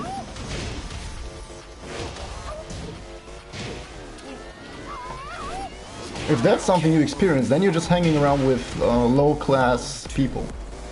If that's all you see and that gave you this perspective of life. It's true that life is not good, 100%. The majority of your life will suck, and the majority of people you will find will be trash. Because think about it, why are so many people in our society are so weak nowadays? Because most people are. Everybody teaches you how to be fucked up, how to be shit, how to be weak, how to be, vicious with like lying for people, lying behind people, and all of that shit. It's almost like this is a standard. That's everything people can teach you. You instantly get taught how not to be great. Barely people go out and teach people how to be great, because think about it. Not many people are great. Not many people on this earth are good. Not many. Not many. So the majority of people teach that what made them survive into other people. Is it good or bad? They don't care. They just roll on that. And that is the difference. Great people care exactly about what they do and how they do. And that's the difference. Not so many people are great nowadays. On the other hand, if you take this whole perspective again, it's so easy to do it. Just try simple and do the opposite of that what the majority is doing. Don't over focus on that, because then you just focus on outside things, which you shouldn't. But if you take that and just trying to flip this into the opposite and do, like, for example, when they all teach you, oh, it's okay when you lie, it's okay when you like miss out of school, or it's okay when you don't live up to your words, when you don't live with integrity and all of that, when you lie, take that and flip it around and, see what it will look like when you defy that, And then you already got it. Because most people are not willing to take that step. Because doing what the majority did or does is often easy and safe. That's why so many people never get out of this rut. Doing what the majority does is often safe and easy.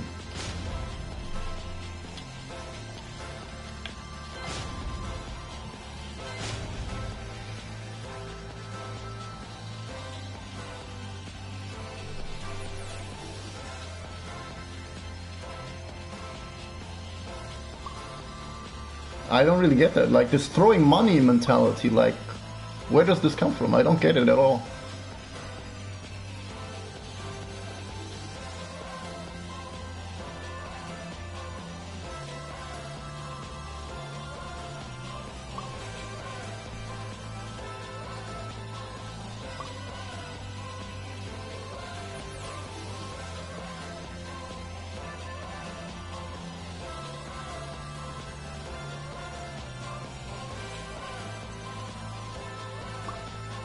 You act like everybody on this earth is doing what he wants to do just to make money. Like, the majority apparently does. That's what keeps them alive.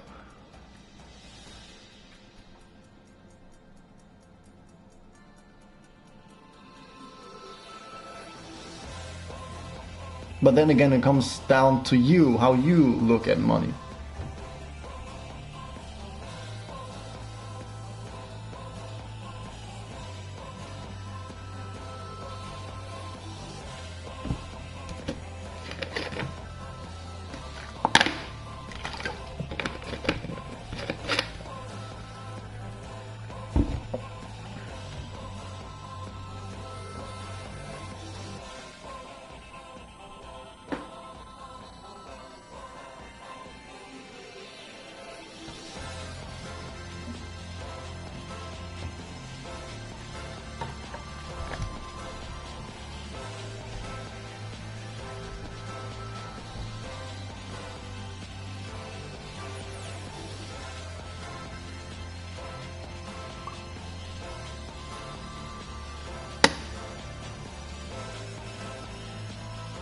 Yeah, but then it's not the money that is the issue, Amatsu.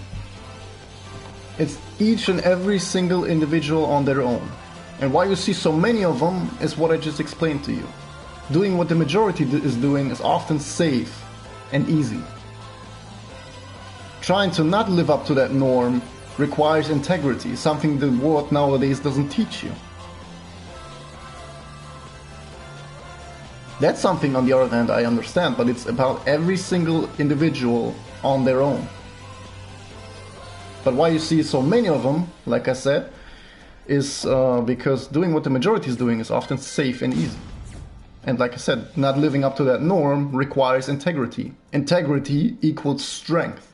And strength, or becoming strong, is something the society nowadays doesn't teach you.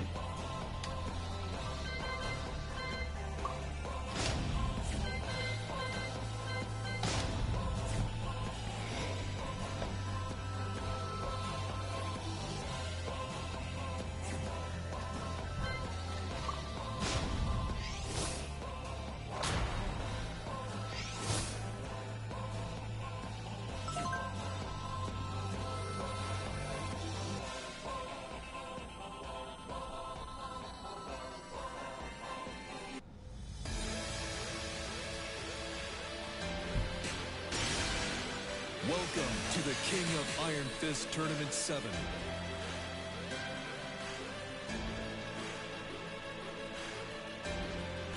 Martial Law.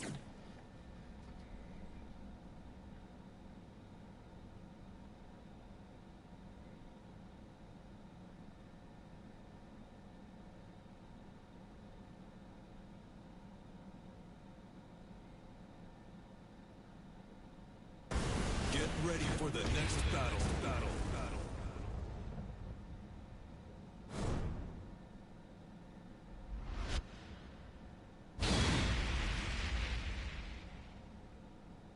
And then again, when this is your perspective on money and you see other people not living up to that, it makes you feel fucked up or what? Because when you have this type of perspective, be happy about that. And when other people so on such a high degree not living up to that, that's an outside source that you allow to influence your life negative. You allow that. It's your responsibility. You allow that. When you have a great, or rather balanced vision on money, and people that don't affect you negatively, like you just said, because that's all what you see. Maybe because it's also true, you know. I don't want to deny that, but you allow it to influence your life negatively, and that's 100% up to you.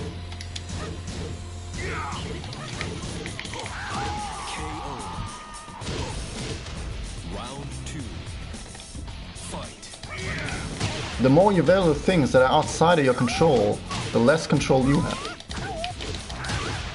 And I just hit that.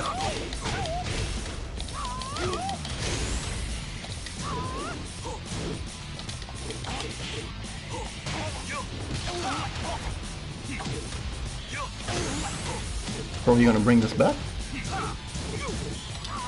I don't think so. Hit that. Hit that 10-inch string. Oh, fuck. Round 3. Fight.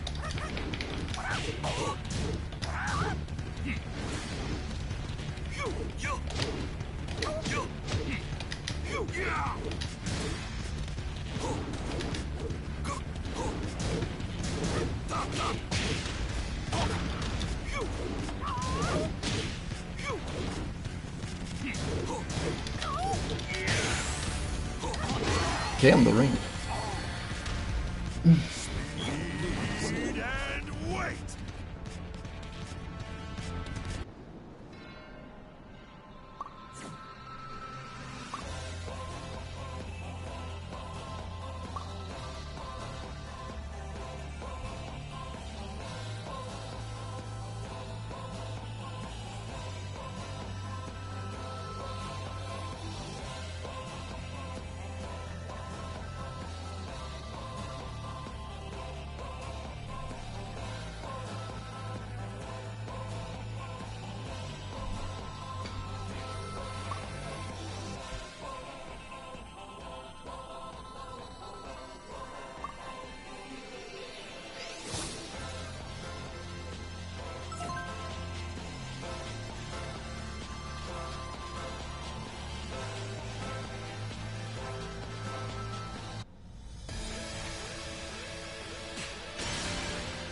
Welcome to the King of Martial Law.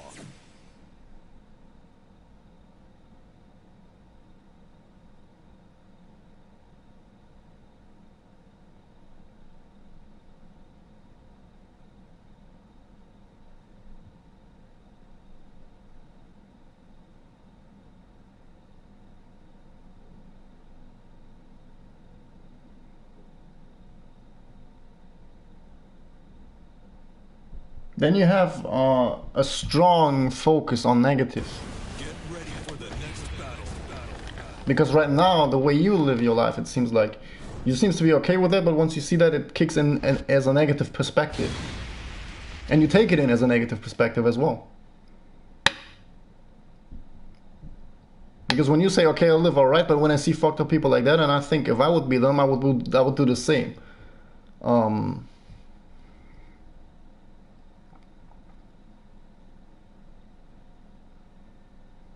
Once true, authentic self-confidence takes its seat somewhere inside you, and it grows, you would never think of that, because then you have integrity, and you would know that you would not even think about these type of things to do that. You would think of any other way, but not doing this type of shit. Fight.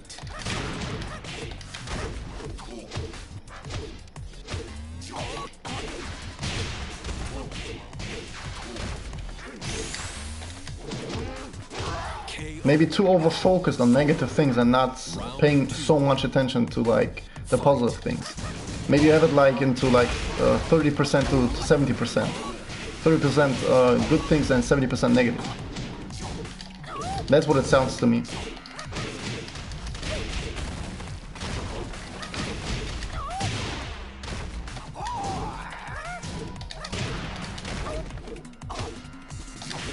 But that's something, of course, I can't tell. That's something that you have to know entirely up for yourself. And that's, you're the only person that will ever know. KO. Round 3. Fight. That was good.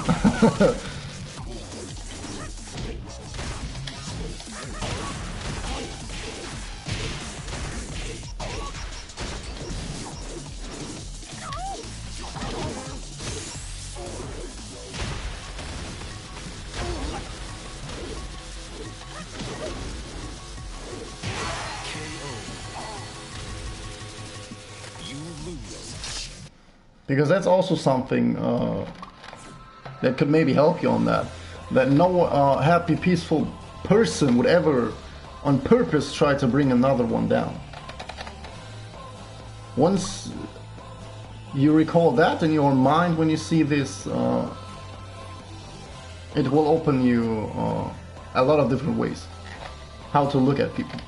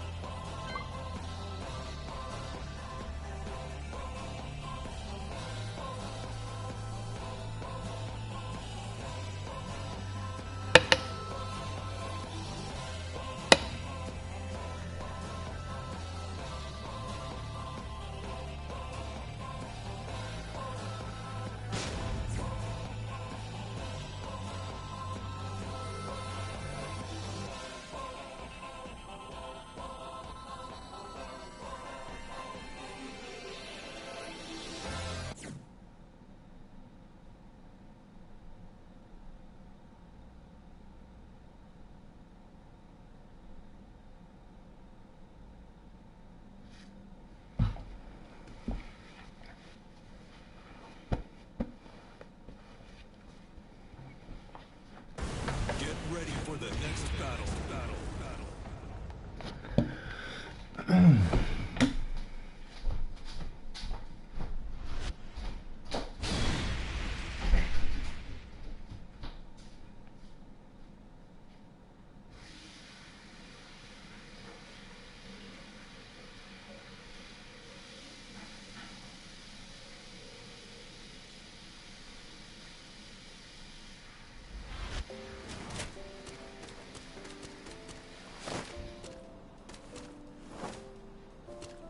Round one. Fight.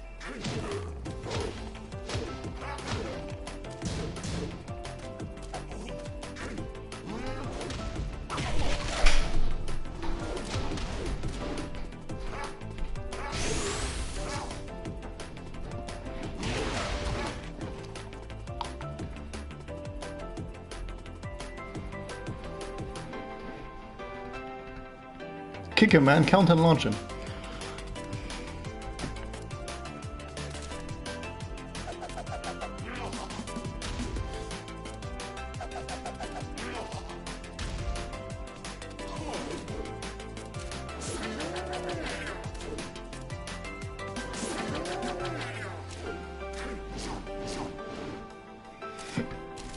At least he's waiting.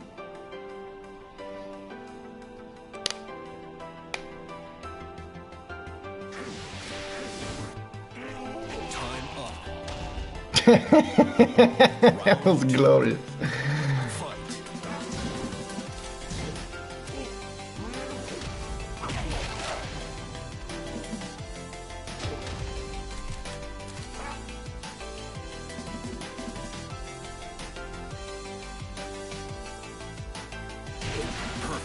That still connects? Round three. The fuck? That shit is grounded. I didn't even know that.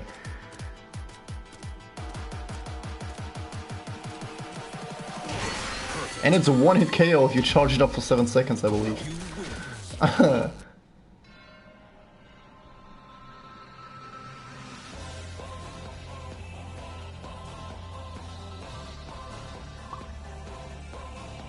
Yeah, that's what I heard from that, Amatsu. I've heard somewhere, but I'm not fully sure of that because I never researched it deeper and then I never really thought deeper about it, that as a human species, we tend to be drawn to negativity more than positivity. Because if you want to be drawn towards positivity, there's always a small mechanic in your mind, if it's consciously or unconsciously, that has to get activated for that, and that's some sort of work. And maybe that is the reason, because it's easier to get effective negatively than positively. And I think maybe that's the reason, but I never really researched the topic deeper. I just once heard about it.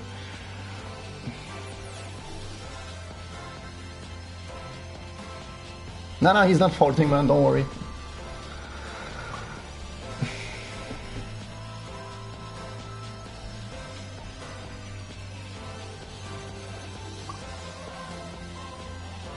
And maybe that's something you can then work on. Like when you know already for yourself that you tend to go more to this side or to this side more often, you know, try to take yourself more to the other side because there's some effort behind this and it's worth the effort.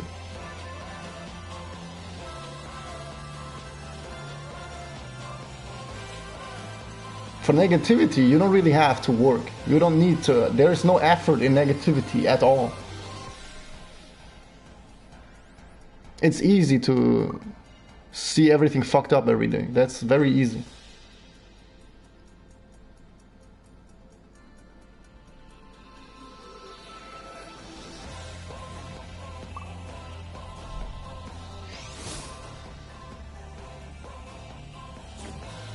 Yeah, maybe that could be something because of the biological things of survival instincts and whatnot, you know, maybe that's why.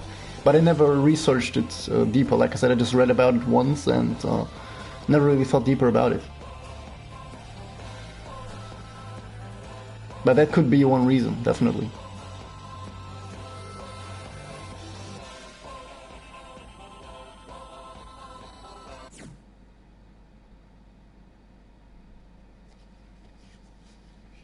Yeah, humor is a whole nother construction side, Amatsu.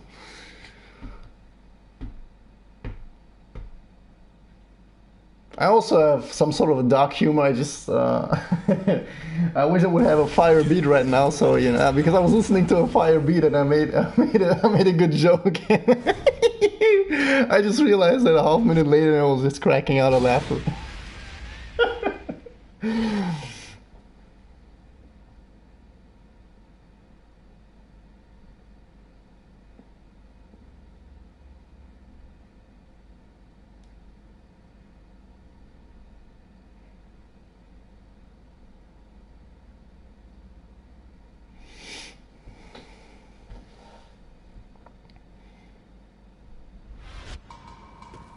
No, it's alright, Matsu. It's alright. You don't have to, like, you know, that's life. I can't control what you guys want to talk about or something. I can just sit here and provide you with the tips, advices, and experiences I can give you guys. That's it.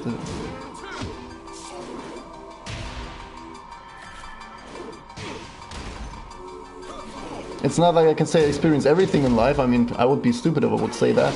But I experience some shit or some things which help me to find new spaces in my mind to then, you know, find solutions for various type of problems. And knowing, I mean, okay, that will already go a bit far again, but I'm aware of the society status we have right now, so some problems will occur more often, or some problems are the same, and some problems are once you have heard about it already, some problems are unique for the first time, you know. It's alright.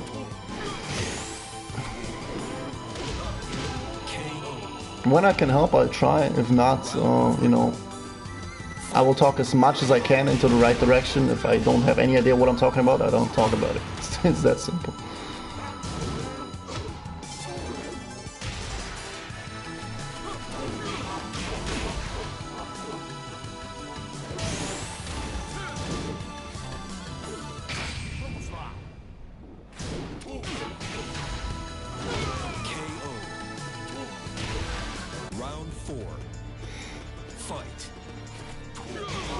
Yeah, but then again, you would rely too much, in my taste at least, Eddie, on an outside source, you know. But that's just my taste. Don't sit around in your room and wait for somebody else to kick into your life and save you. Don't do that. If you want to find that person that is going to change your life and save you, look in the mirror.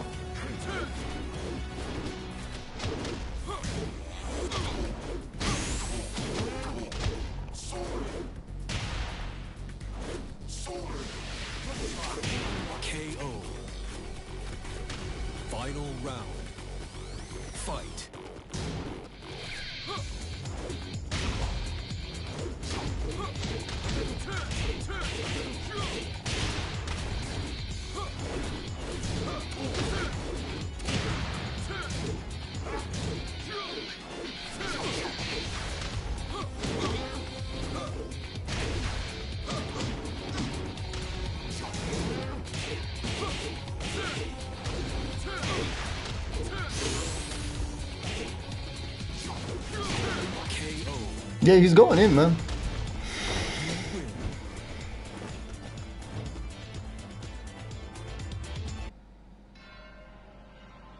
Yeah, of course, yeah, that's true, Eddie. I'm, you know, I don't want it to, you know, get it the wrong way, like saying, like the example I just said, like sitting in your room waiting for, you know, somebody else to come in and save your life, you know, don't do that. It gets easier, you're right with that.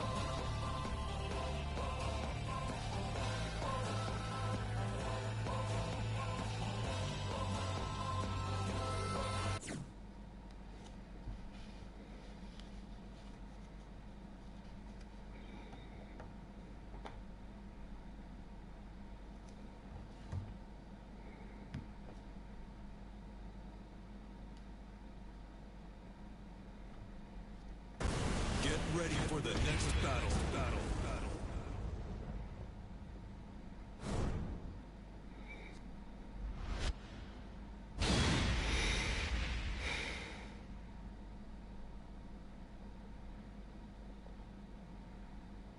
Yeah, that's also something I've noticed for myself, and I hear that everywhere. Of course, just talking about talking, you know, it makes you feel better, or it makes you find solutions and whatnot.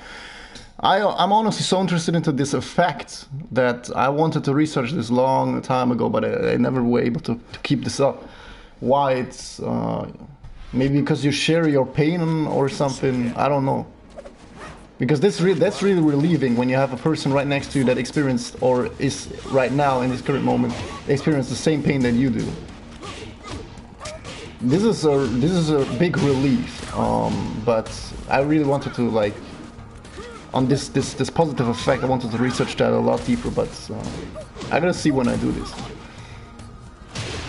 You can't solve all mysteries in one day. That's it.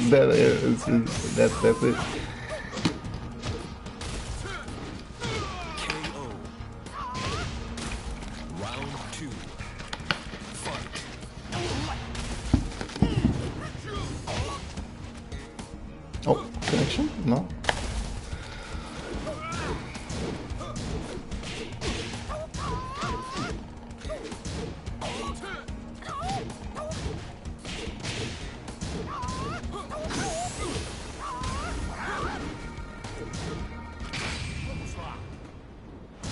Down for 2. Why he not down for 2? That's not even natural combo, I believe. Round 3. Fight. Oxytocin helps us to bond. Is what I think your research would lead to. Okay. I mean, I heard about that already. That's the hormone for the connections, yeah.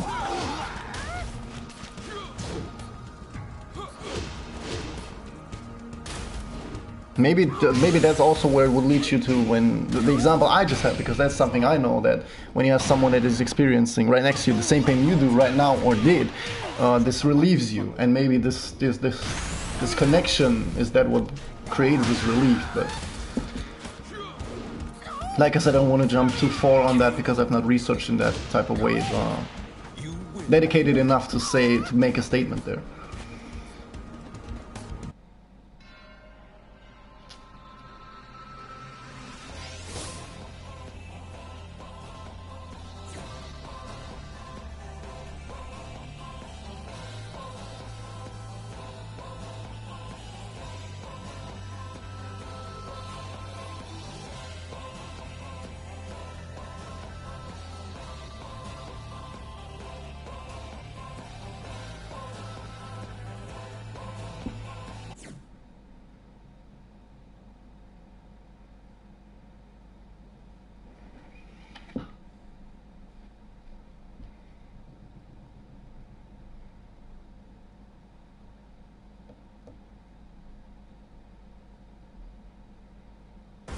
Get ready for the next battle.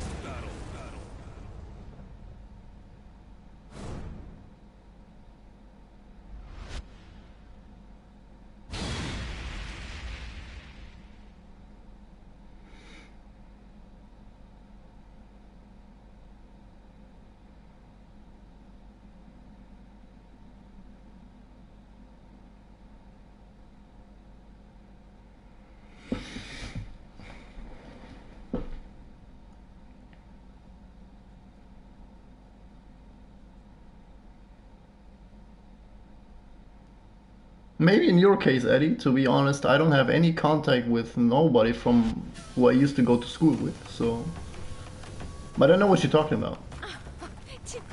It is definitely, that's something I can say for sure, that the connection you have with someone since the start of your life is stronger than the connection you have with someone that you just met recently since 4 to 5 years.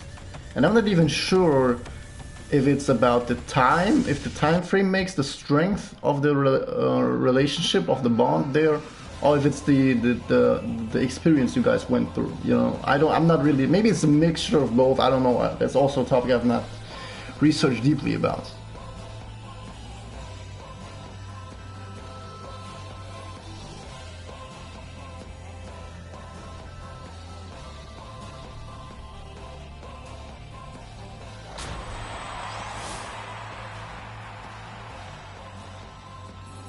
Ah, okay, Eddie. All right. But like I said, that's I just don't know like What creates the strength in this connection? Is it the time frame, or is it the sort of experiences this people went through together?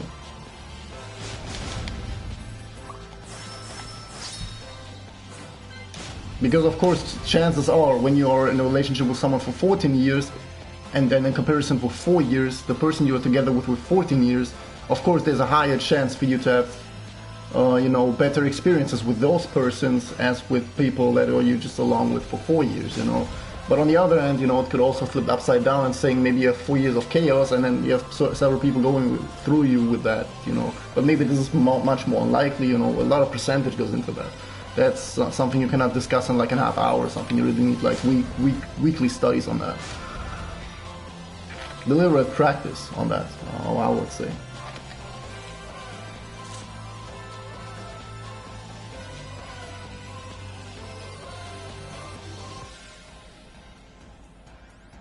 Alright, Crunch. Alright.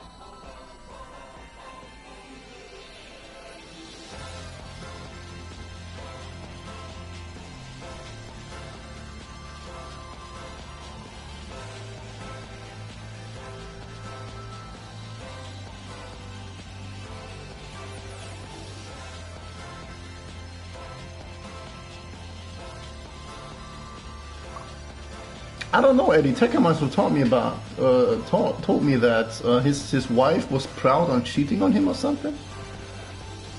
If that's what you were going for, Tekken must have just told me about it. I've not seen anything in the news or something. Nothing.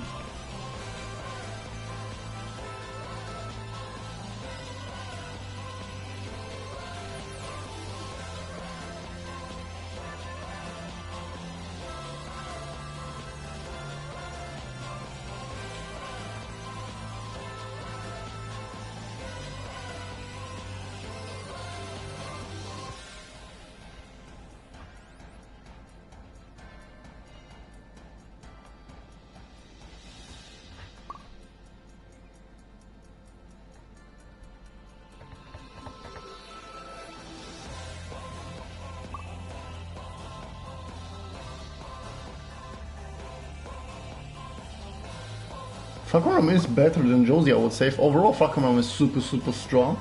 Stronger than Josie, that's for sure.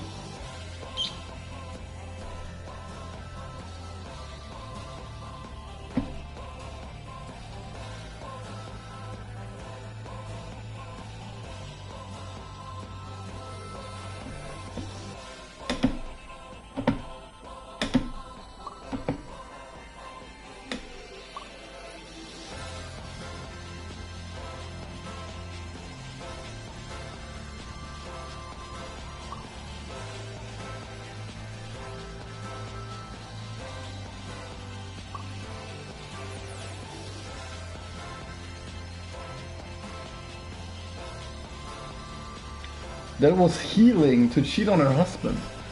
Oh my god, man. Maybe he kind of fucked up. I don't know. Who knows how he's treating her, but maybe she also has a different type of view on a long-term relationship. That when you go out with someone else, it's talking about healing, that, yeah, you all of a sudden feel alive again because you see all of these possibilities and choices you can do.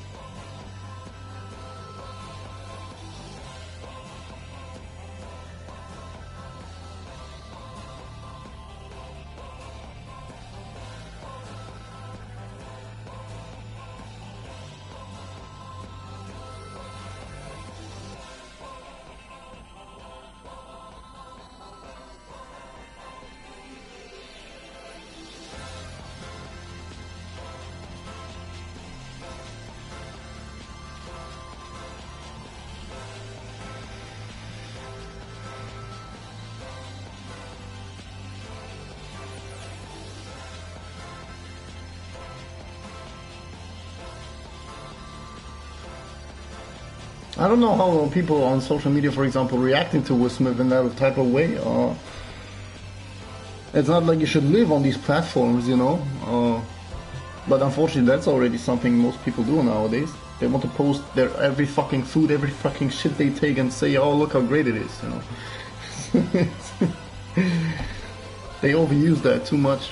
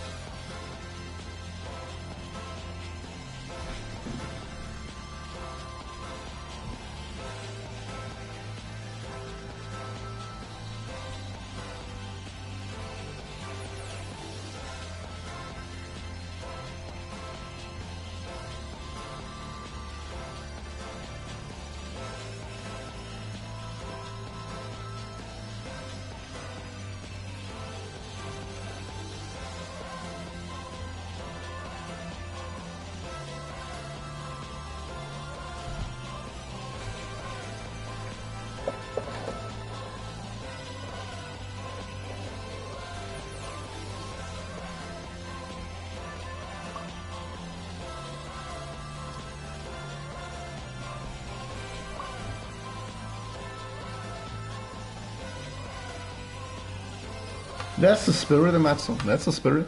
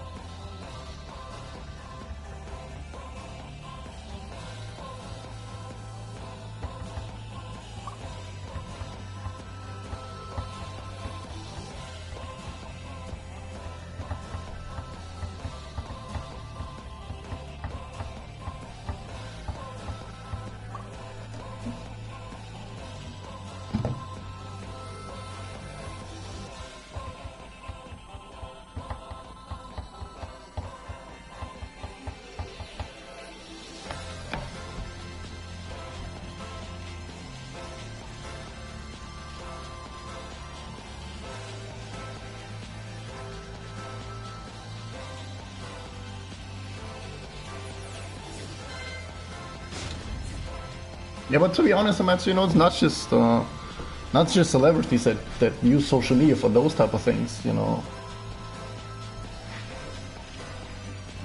A lot of people do that. Always trying to show the best sides of them to everybody, never showing what they, you know, fucked up with, you know.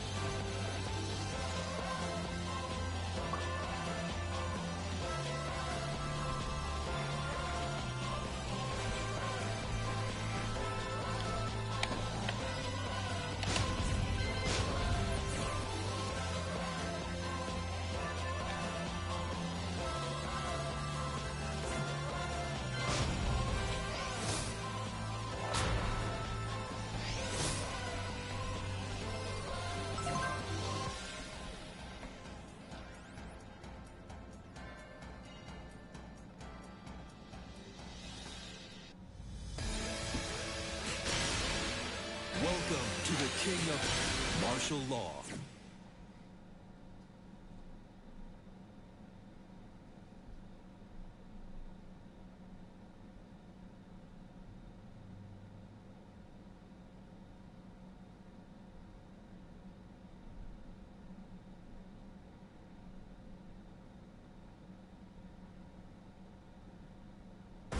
Get ready for the next battle.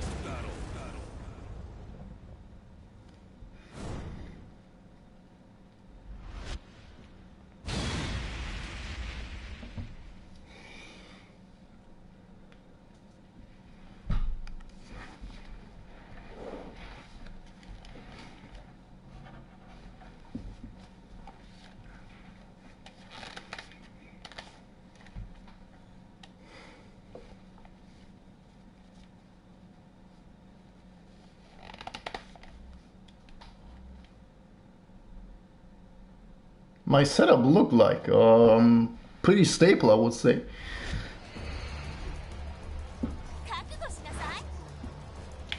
Round one. And hey, Tyson. Yeah, pretty basic, I would say. Got two monitors, a table with some for the acoustic on the microphone. This is like some. It's hard to describe because I'm lacking the English language right here. Some not some type of foam, like it's often found in music studios at the walls, you know, these soft things at the wall so that the acoustic sounds better. I have those things on the table where my mic stands on, and yeah, got the PS4 right here on the gaming monitor. Also a monitor I believe that they use on the tournaments. That's how I purchased it.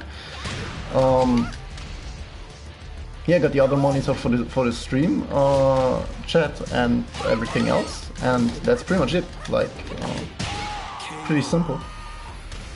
Round three. Fight. I mean, you should stick with the character you feel most comfortable with. That you know, at least in my eyes, makes you or helps you to express yourself to the fullest, you know, not just like, okay, they're just like me, okay, I'm randomly gonna pick a character now, go random, and I get Xiaoyu, and then I keep maining Xiaoyu to the end of my life. You know, I wouldn't be happy with that. You lose.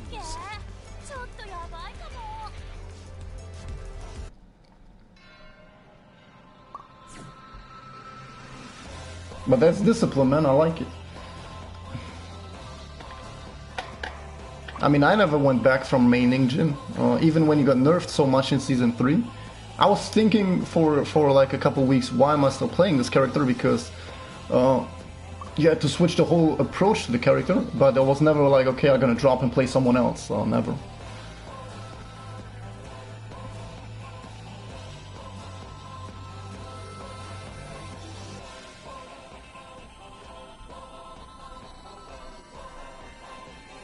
Yeah, you see Eddie, those it's hard to explain, man, like, feels like foam, but it's like, you know, harder than foam, and it's like still soft, you know, it's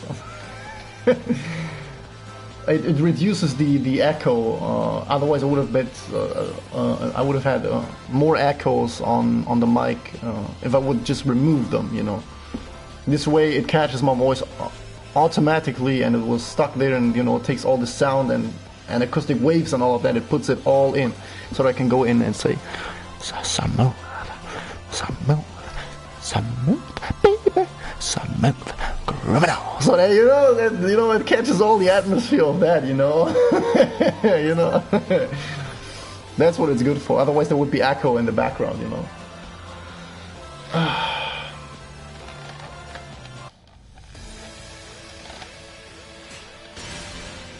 Welcome to the king of martial law. You want to 1v1 me? We can just play in the grand finals, man. Like,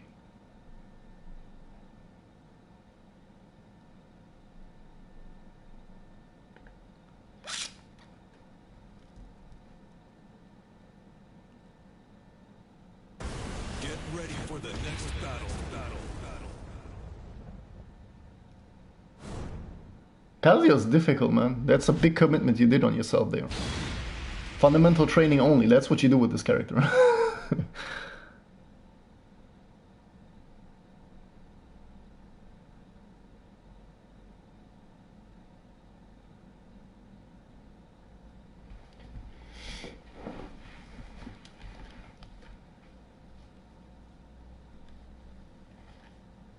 And Vasilis, welcome. Why lucky, man? Just play the game. Or join the next one. I don't know for how long I'm streaming. I hope you got your shitting pants on.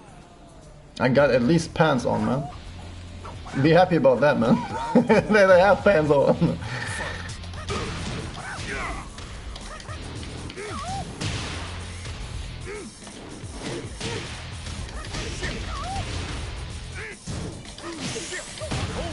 Holy, that really hit me hard. Really? Yo! Let me step it.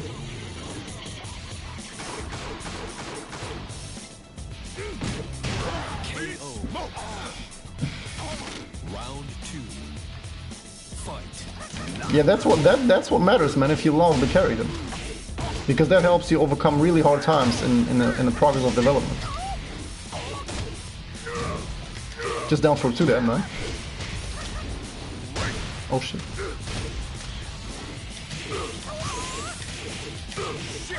Learn how to block. I mean, seriously.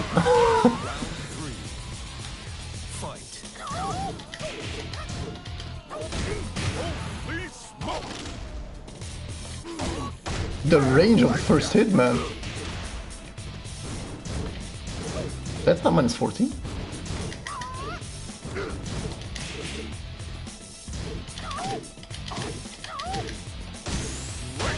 That was good.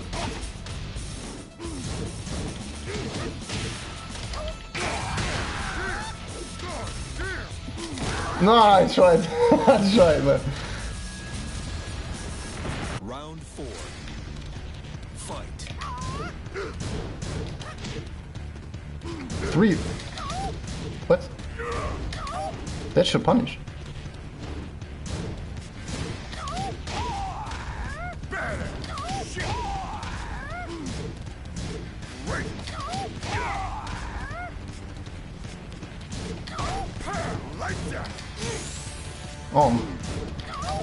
It doesn't punish.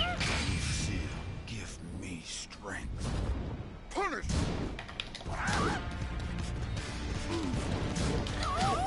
Now it did. I don't know. Final round. Fight.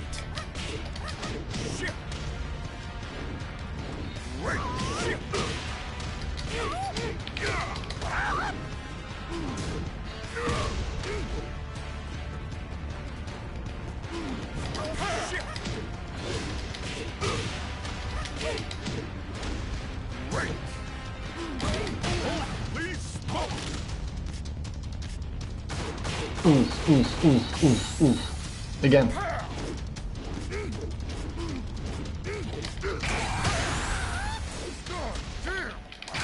Oh, come on, please. Me strength. Ooh. You win.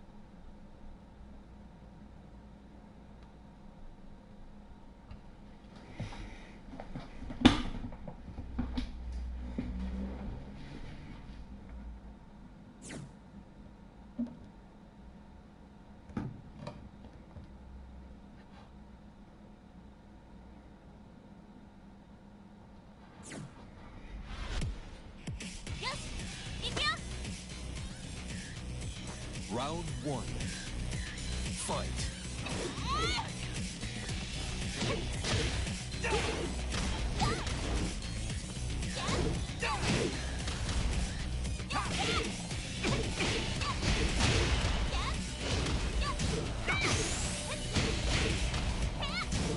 All set.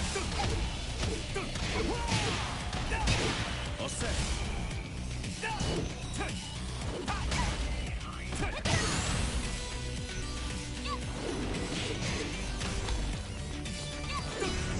Oh my god, he was taking a risk, man, for that view.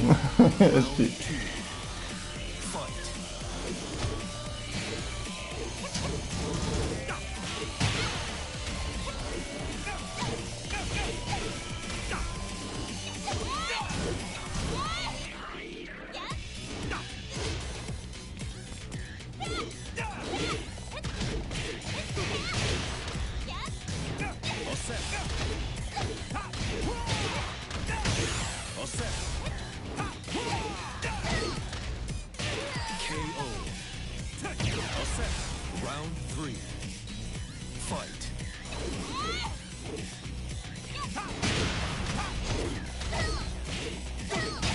All set.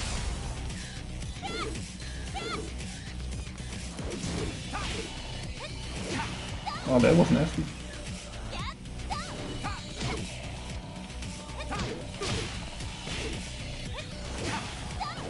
It's like unseeable, man. I mean, it's a throw you can react once she grabs her, but that shit comes out fast.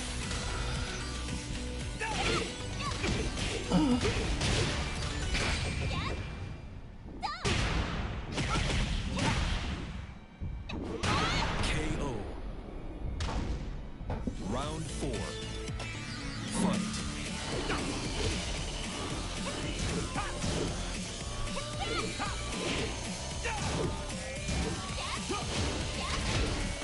Oh, like one thing I forgot to tell you, Eddie, I'm sitting right next to the window. I don't know if that's also like for you to get the picture. I just noticed because I was looking at everything around me. I'm sitting with the two windows. I have the two windows on my left side right here, like that. So that means right next to me is the fucking radiator, you know, that shit. So I'm sitting right next to like, you know, my window, and behind me I have a plant, a sexy one, but that's it. Welcome to the King of Iron, martial law.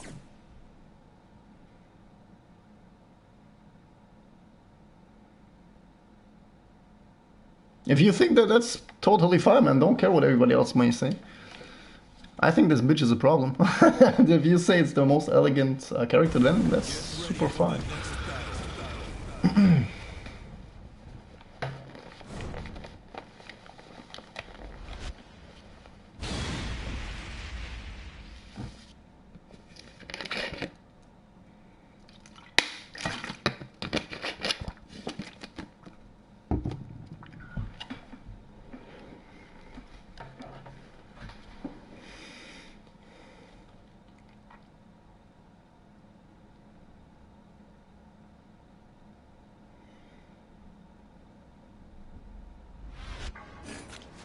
Round one. Fight.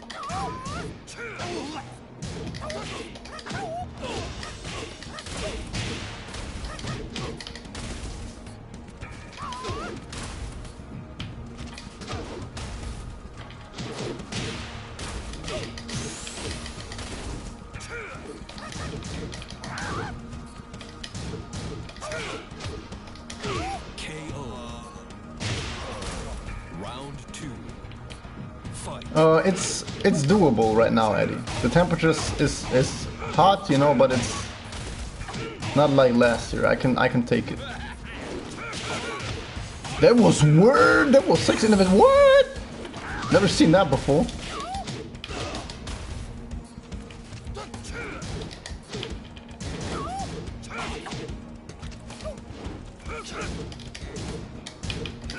Yeah, I tried this too. Round three. Fight. Bro, do it! The hell you do none.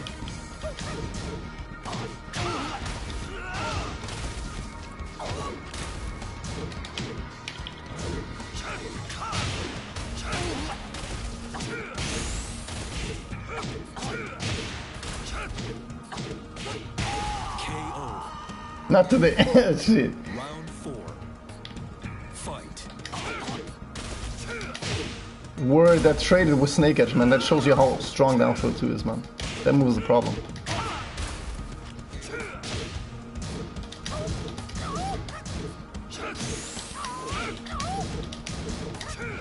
Great. You lose.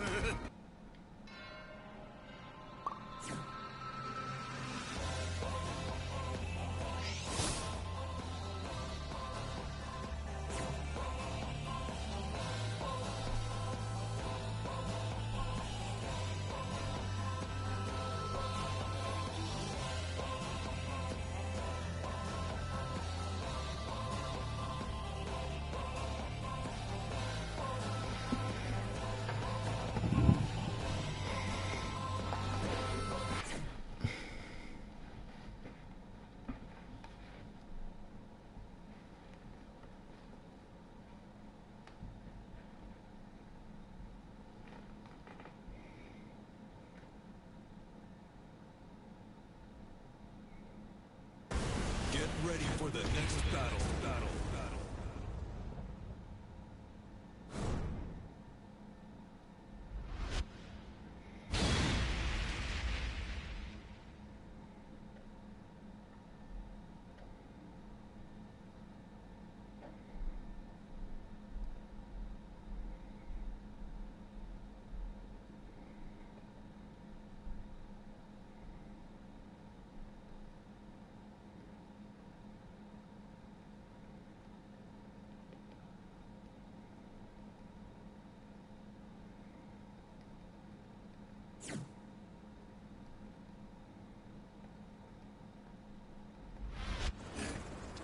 Non c'è spazio per i dilettanti.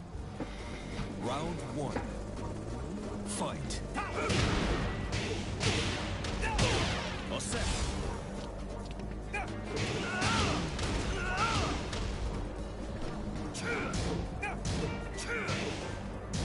Alright, Eddie.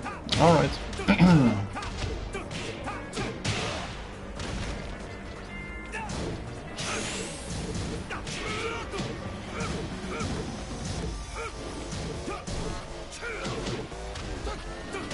KO.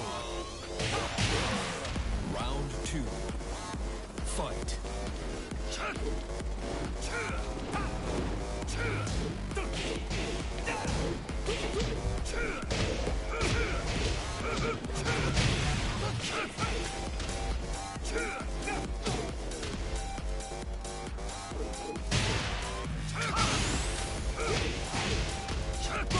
KO. Round 3. Fight.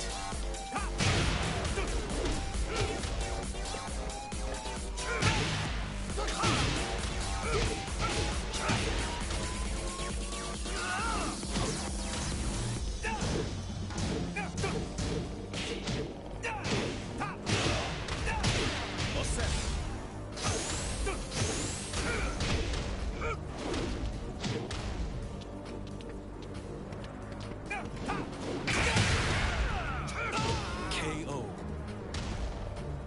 Round 4. Fight.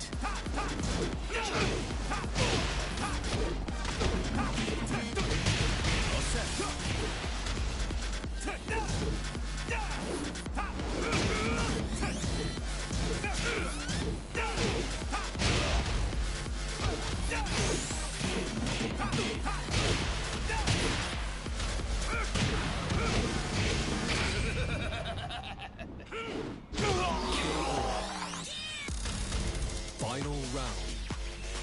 Fight.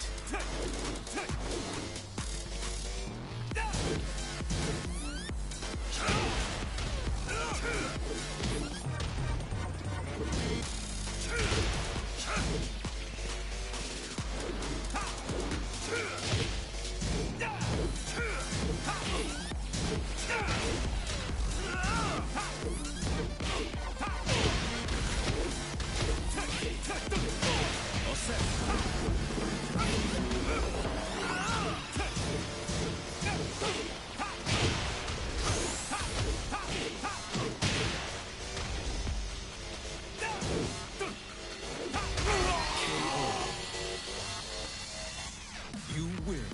Forse ho esagerato.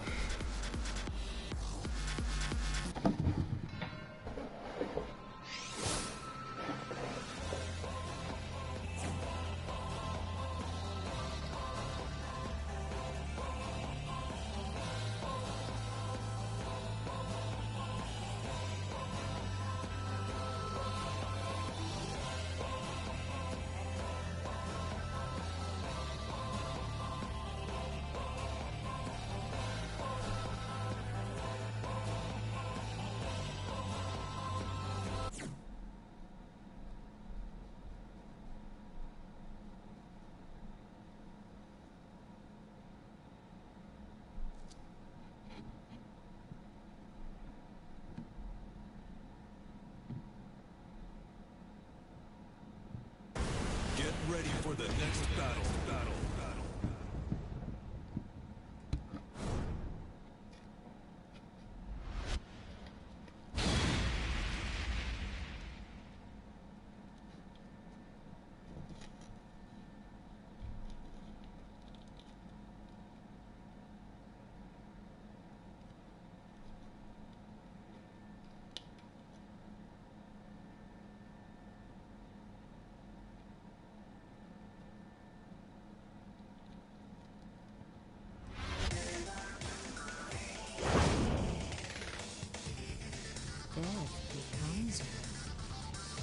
Round one. Fight.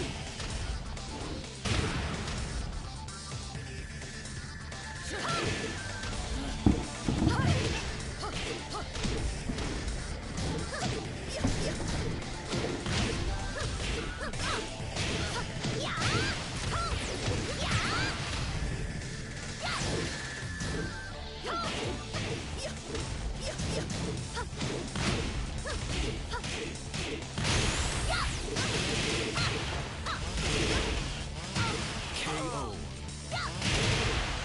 Round two. Fight.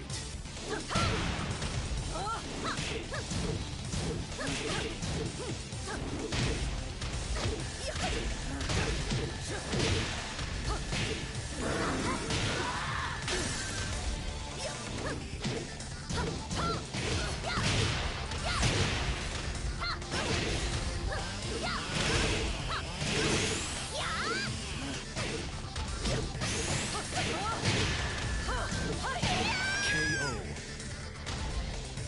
Round three. Fight.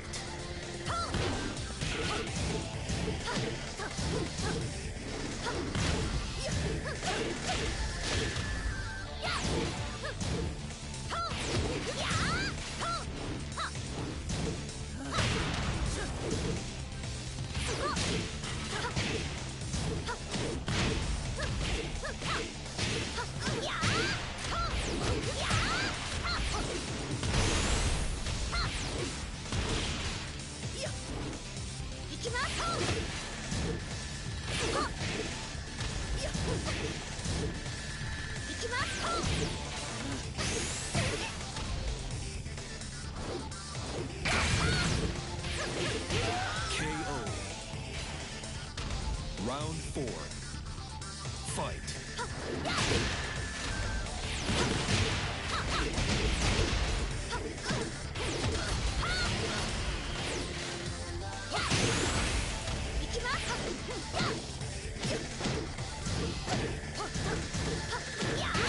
KO. なんで私 You win. こんなに強いの？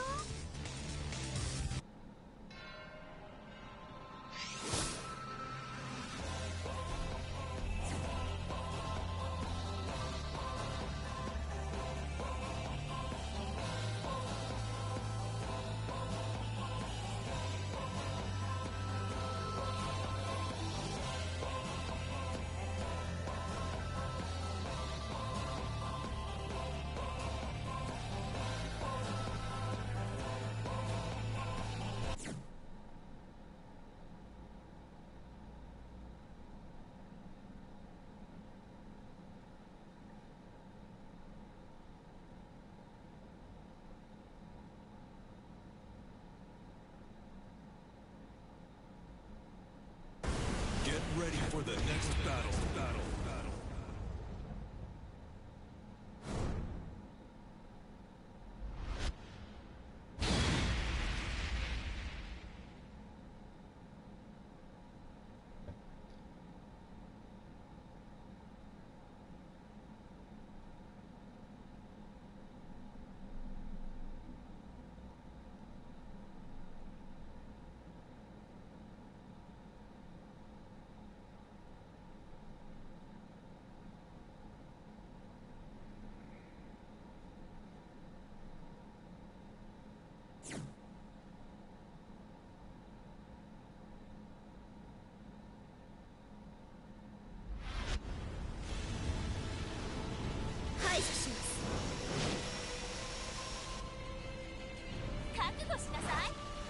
Round one. Fight.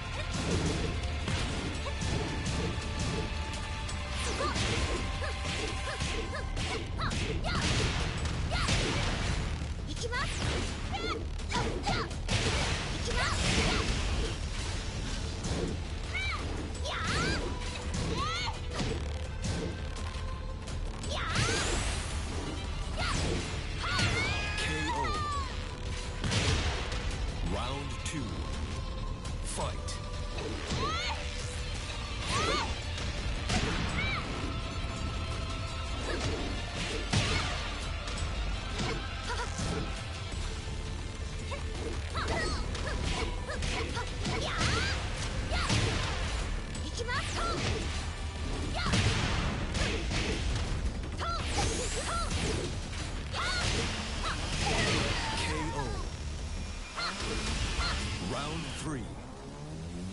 楽しかった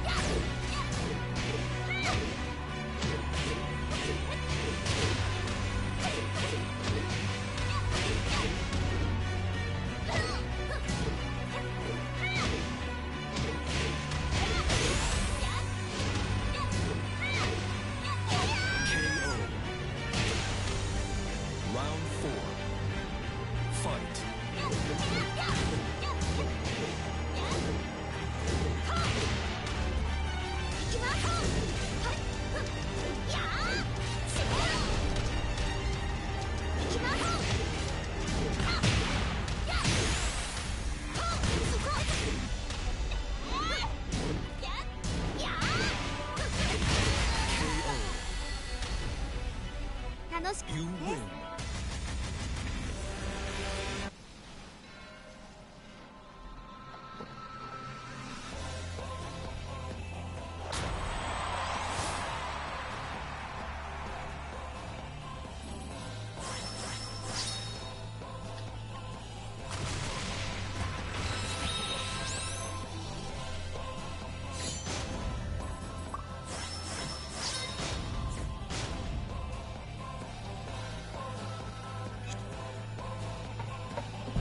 So, should I continue? I'm not even sure. I wanted to practice a few combos, but before I'll do that, I'm gonna wash my hands real quick because they're a little bit sweaty, and I think then we're just gonna jump into practice mode for a little while. And then we're gonna go back to tournaments, I believe.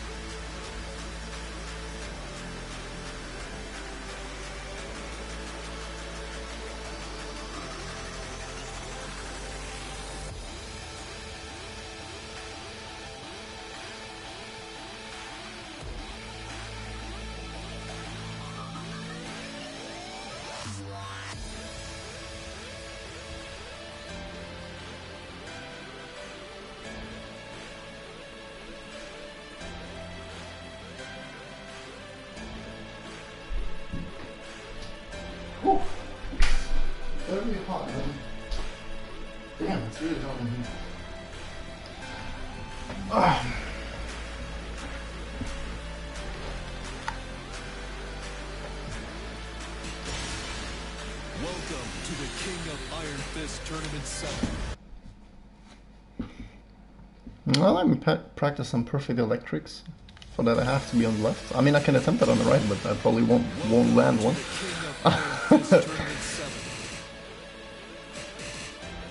Aren't those like the same outfit? No, they're not. I know the difference. Oh, shoot. Kazuya Mishima. Shaheen. Opponent doesn't really matter. Oh.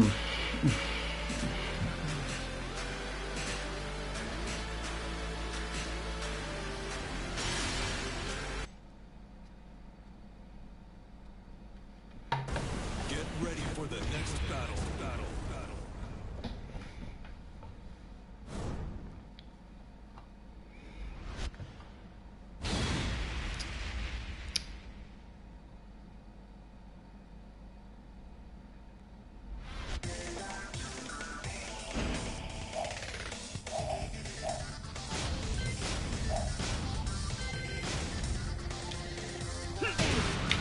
Yeah, probably too slow on the first attempts, I felt that.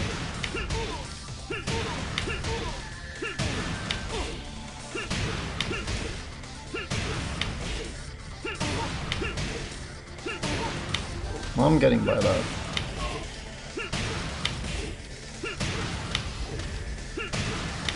Yeah.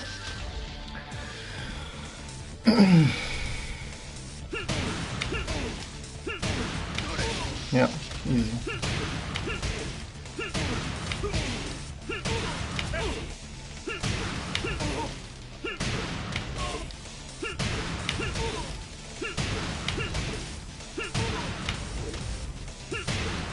Ah, shit.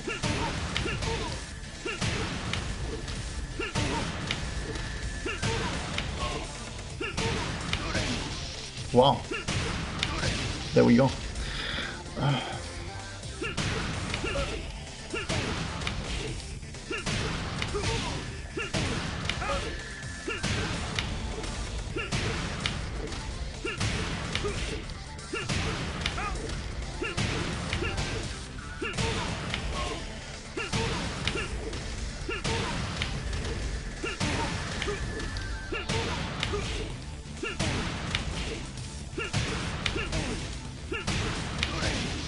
I just gotta look a bit more forward. I have to anticipate a bit more.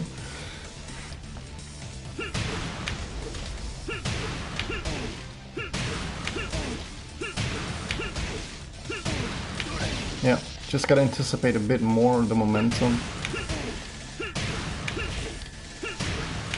Yeah, that helps me to time the forward, and that's it. Yeah, just gotta anticipate a bit more.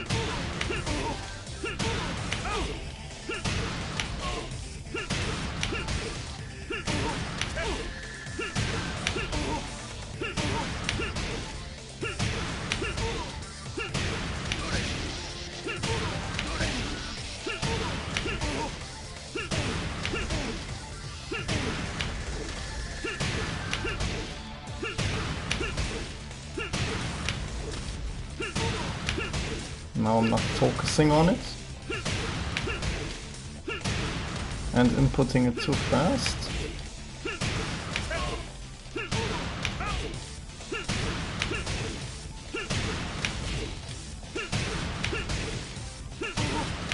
I'm inputting it, but I'm inputting it too fast.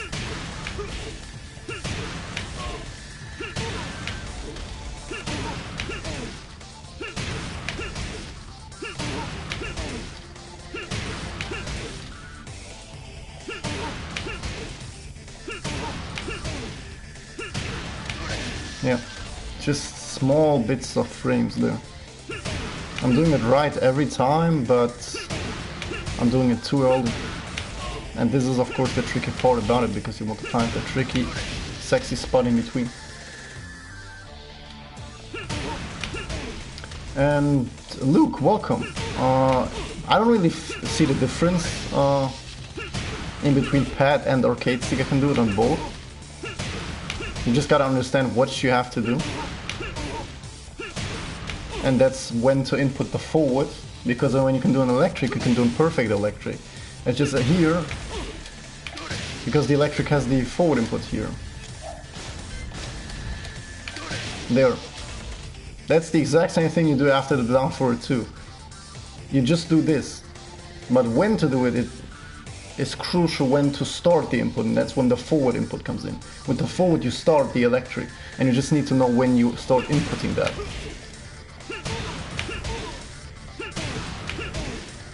But forward is key. See, this notation right there is the misstep electric, but I'm not getting it because I inputted the forward too early. And then it gives me a down forward too.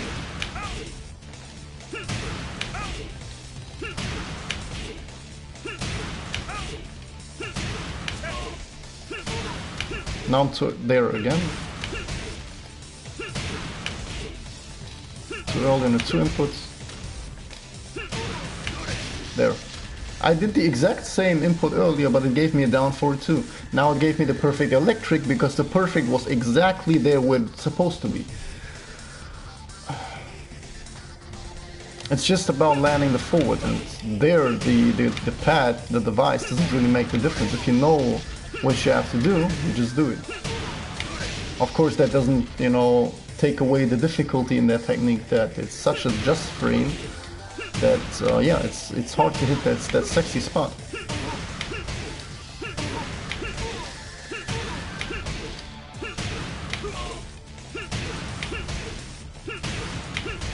There, I'm inputting the correct input all the time. There, just too early. The forward is too early. That's why it starts giving me a down forward too. You have to adjust within somewhat of a half frame to change up your timing with the forward, because the notation you do is right. You see? The notation is not the issue. When you start it, and you start it with forward, that is the issue. You hit the notation for the perfect electric every time. It's just when you start the electric, which starts with the forward, did you do it too early or too late? That is the crucial part, and that's very hard to adjust. That's very hard to adjust, because it's like you adjust it within one frame itself, and one frame is super fast. Like,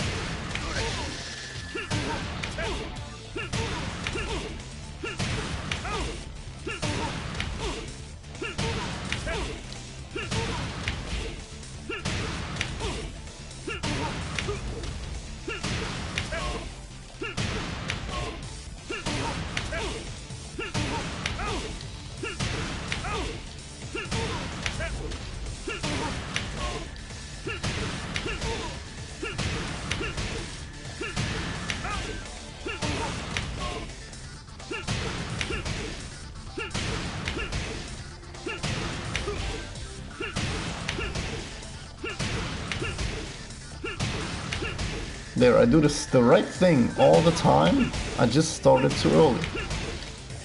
Meaning I have to wait a little bit, but not too long, otherwise I get the electric without the launch.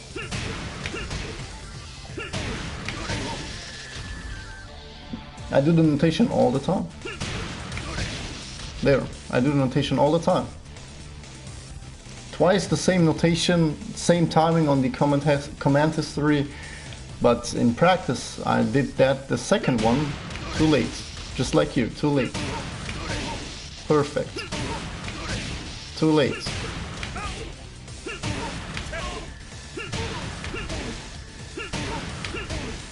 Too fast. Too fast on inputting the forwards. No electric, just frame. Too fast. Too slow. Too fast. Misinputted was too early on the 2 input, that's why it gave me a low jab. Too early on the 2 inputs. Too fast. Too fast. Too early on the 2 inputs. Too fast. Too early on the 2 inputs. No just frame. Too fast. Too early on the 2 inputs. Too fast. Perfect.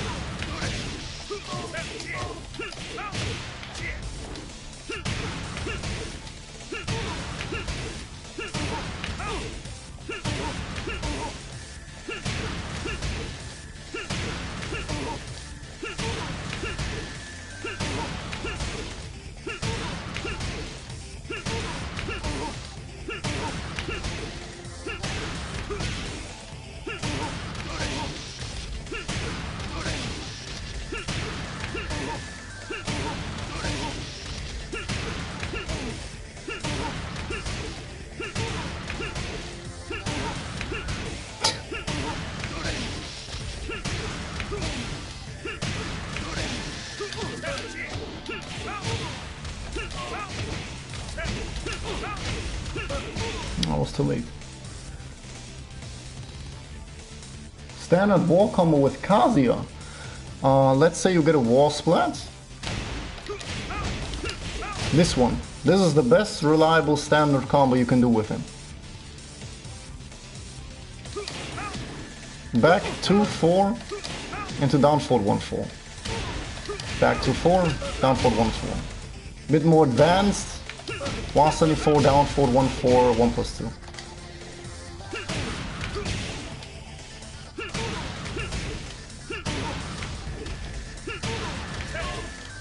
And the standard combo, as I'm trying to show you right now,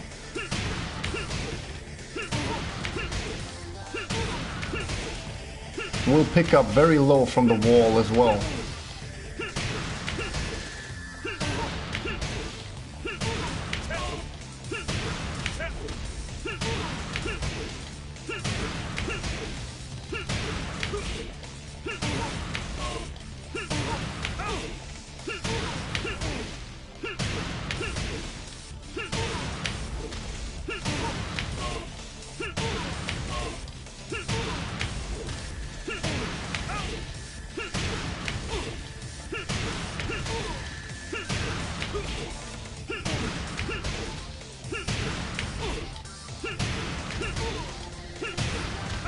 Fuck it, man, just landed like that.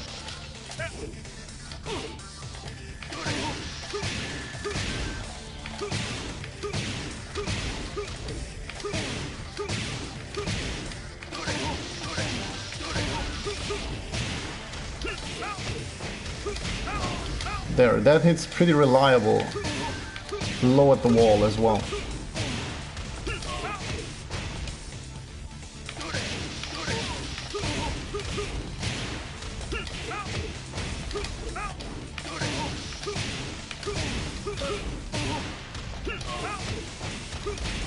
That's a standard one.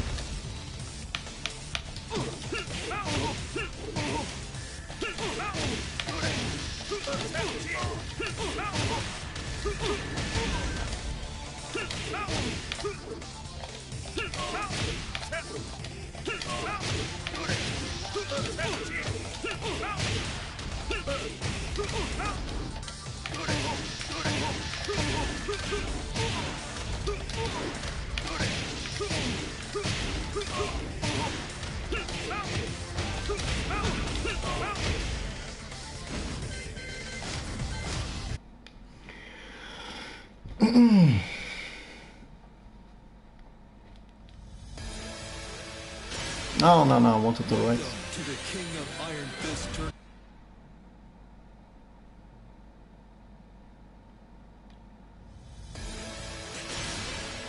Welcome to the King of Iron Fist, Martial Law Shaheen.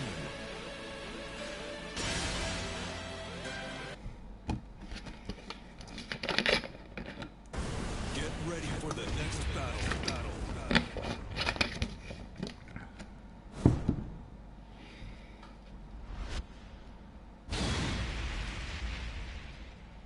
And after that, we go back to some tournaments again.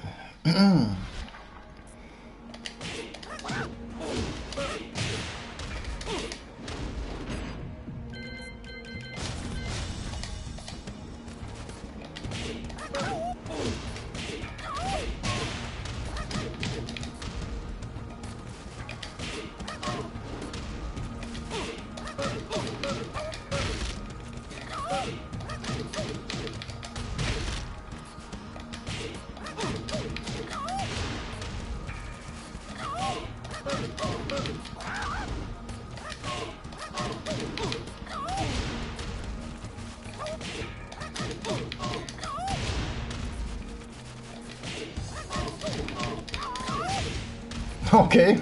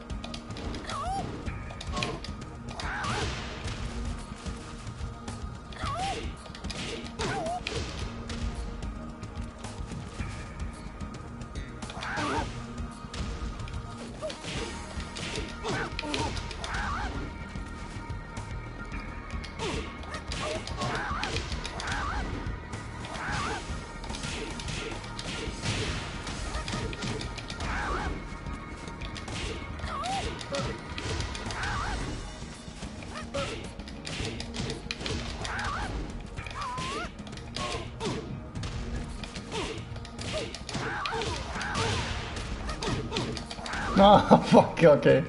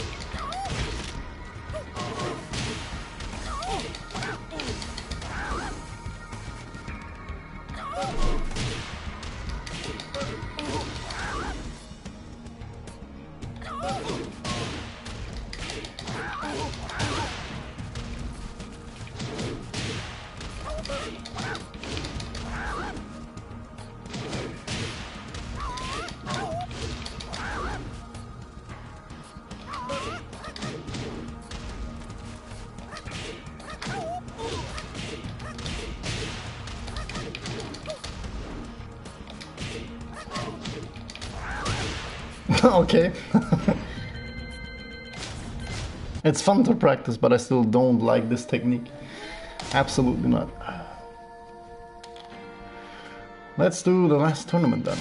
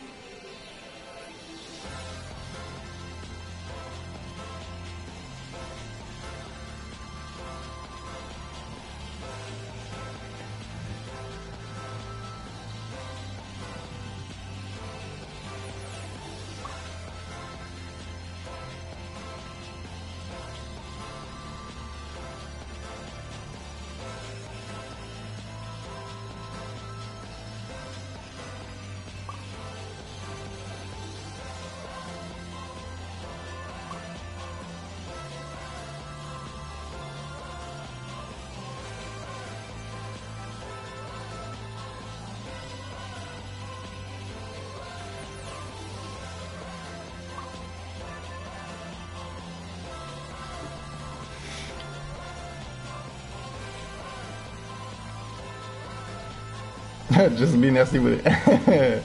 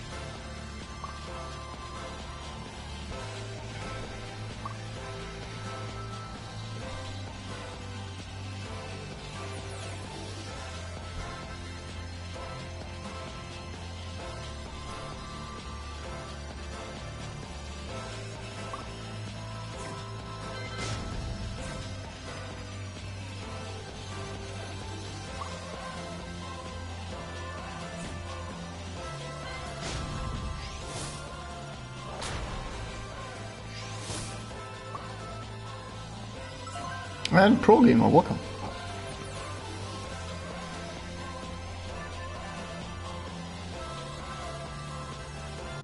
All right. Welcome to the King of Iron, martial law.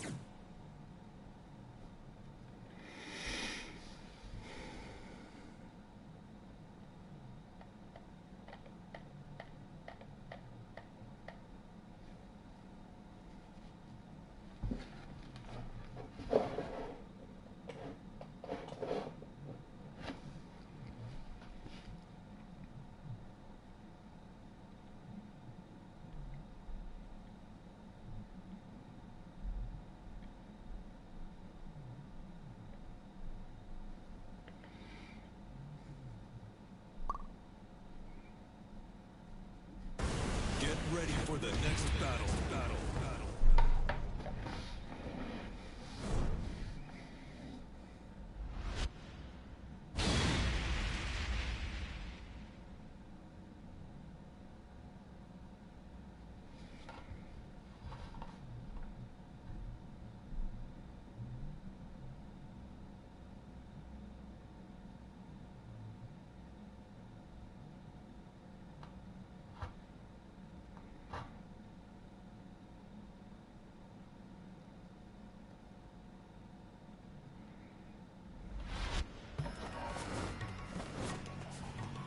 Come on. Come and get some. I dare you. Round one. Fight. Damn, he just went underneath it. Oh damn, 2-ball. And still hitting that on 2-ball. Oh my god, man. That's good. That's good. That's very good. Shit. Tekken might as well be proud of me for that.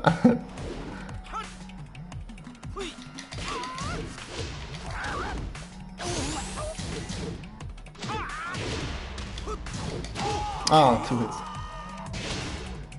Round two. Fight.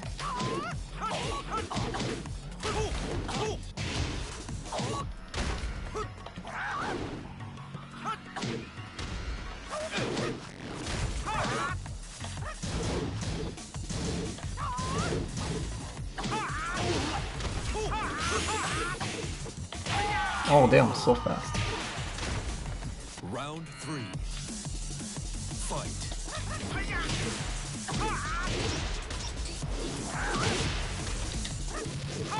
What?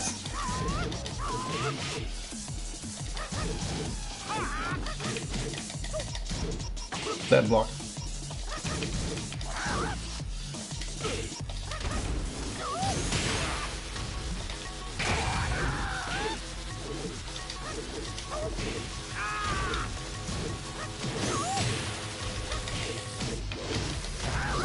Oh god.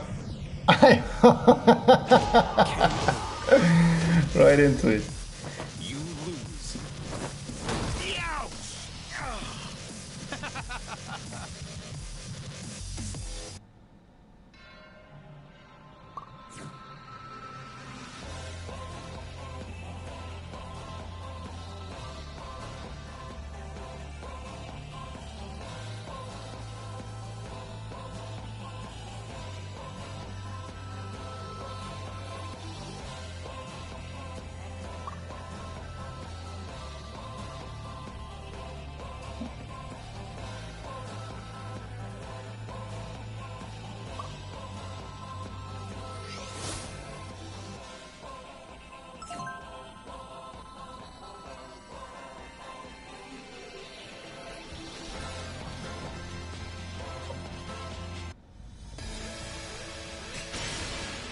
Welcome to the King Martial Law.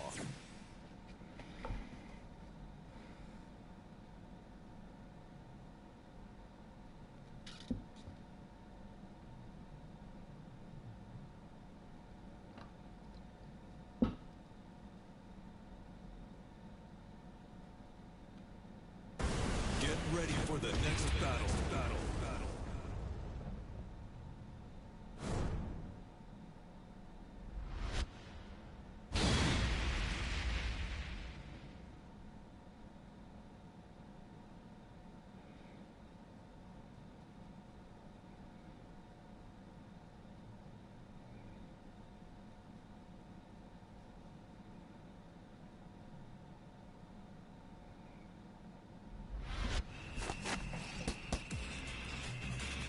Round one. Fight.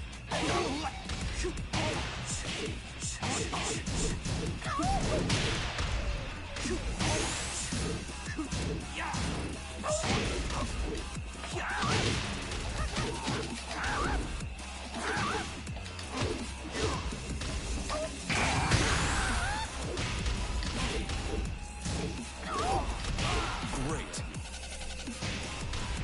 Round two. Fight.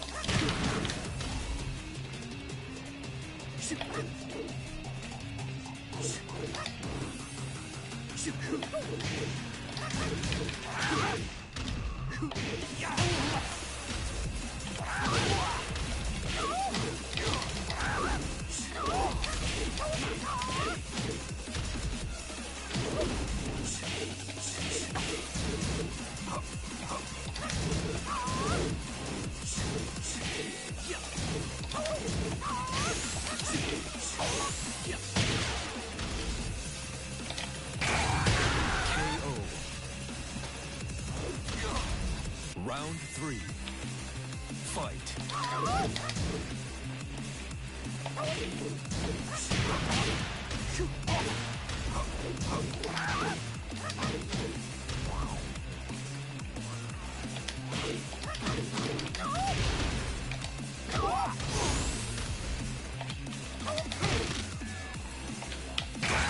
Oh my god, man, just a little bit later.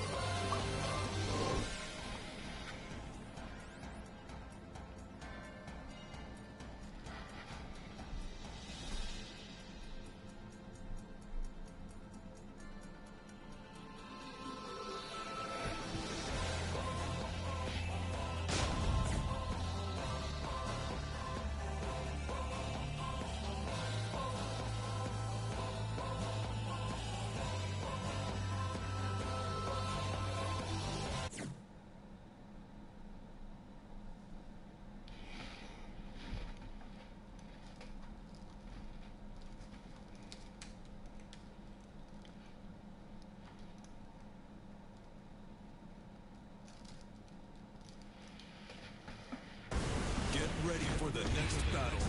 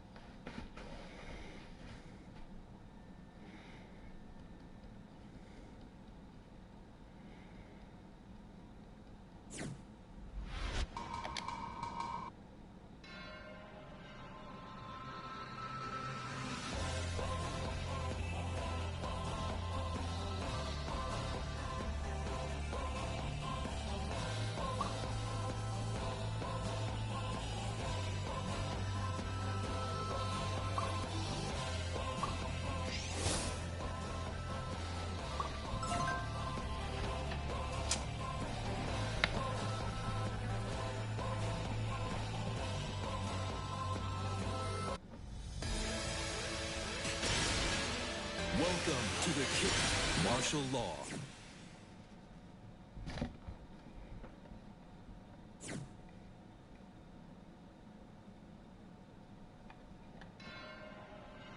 All right. That's not a good end, but it is an end, and definitely the end of this stream. Yeah. Or is there something else? I mean, I don't really want to practice anything else, and I thought the tournament would take too much time. So yeah, we leave it here. And yeah. Don't know when I will be back the next time. Probably on the weekend. I'm not sure yet. But yeah, I would say that's it for now. Thanks for watching, and yeah, make sure you guys gonna stay healthy so we can see us next time again.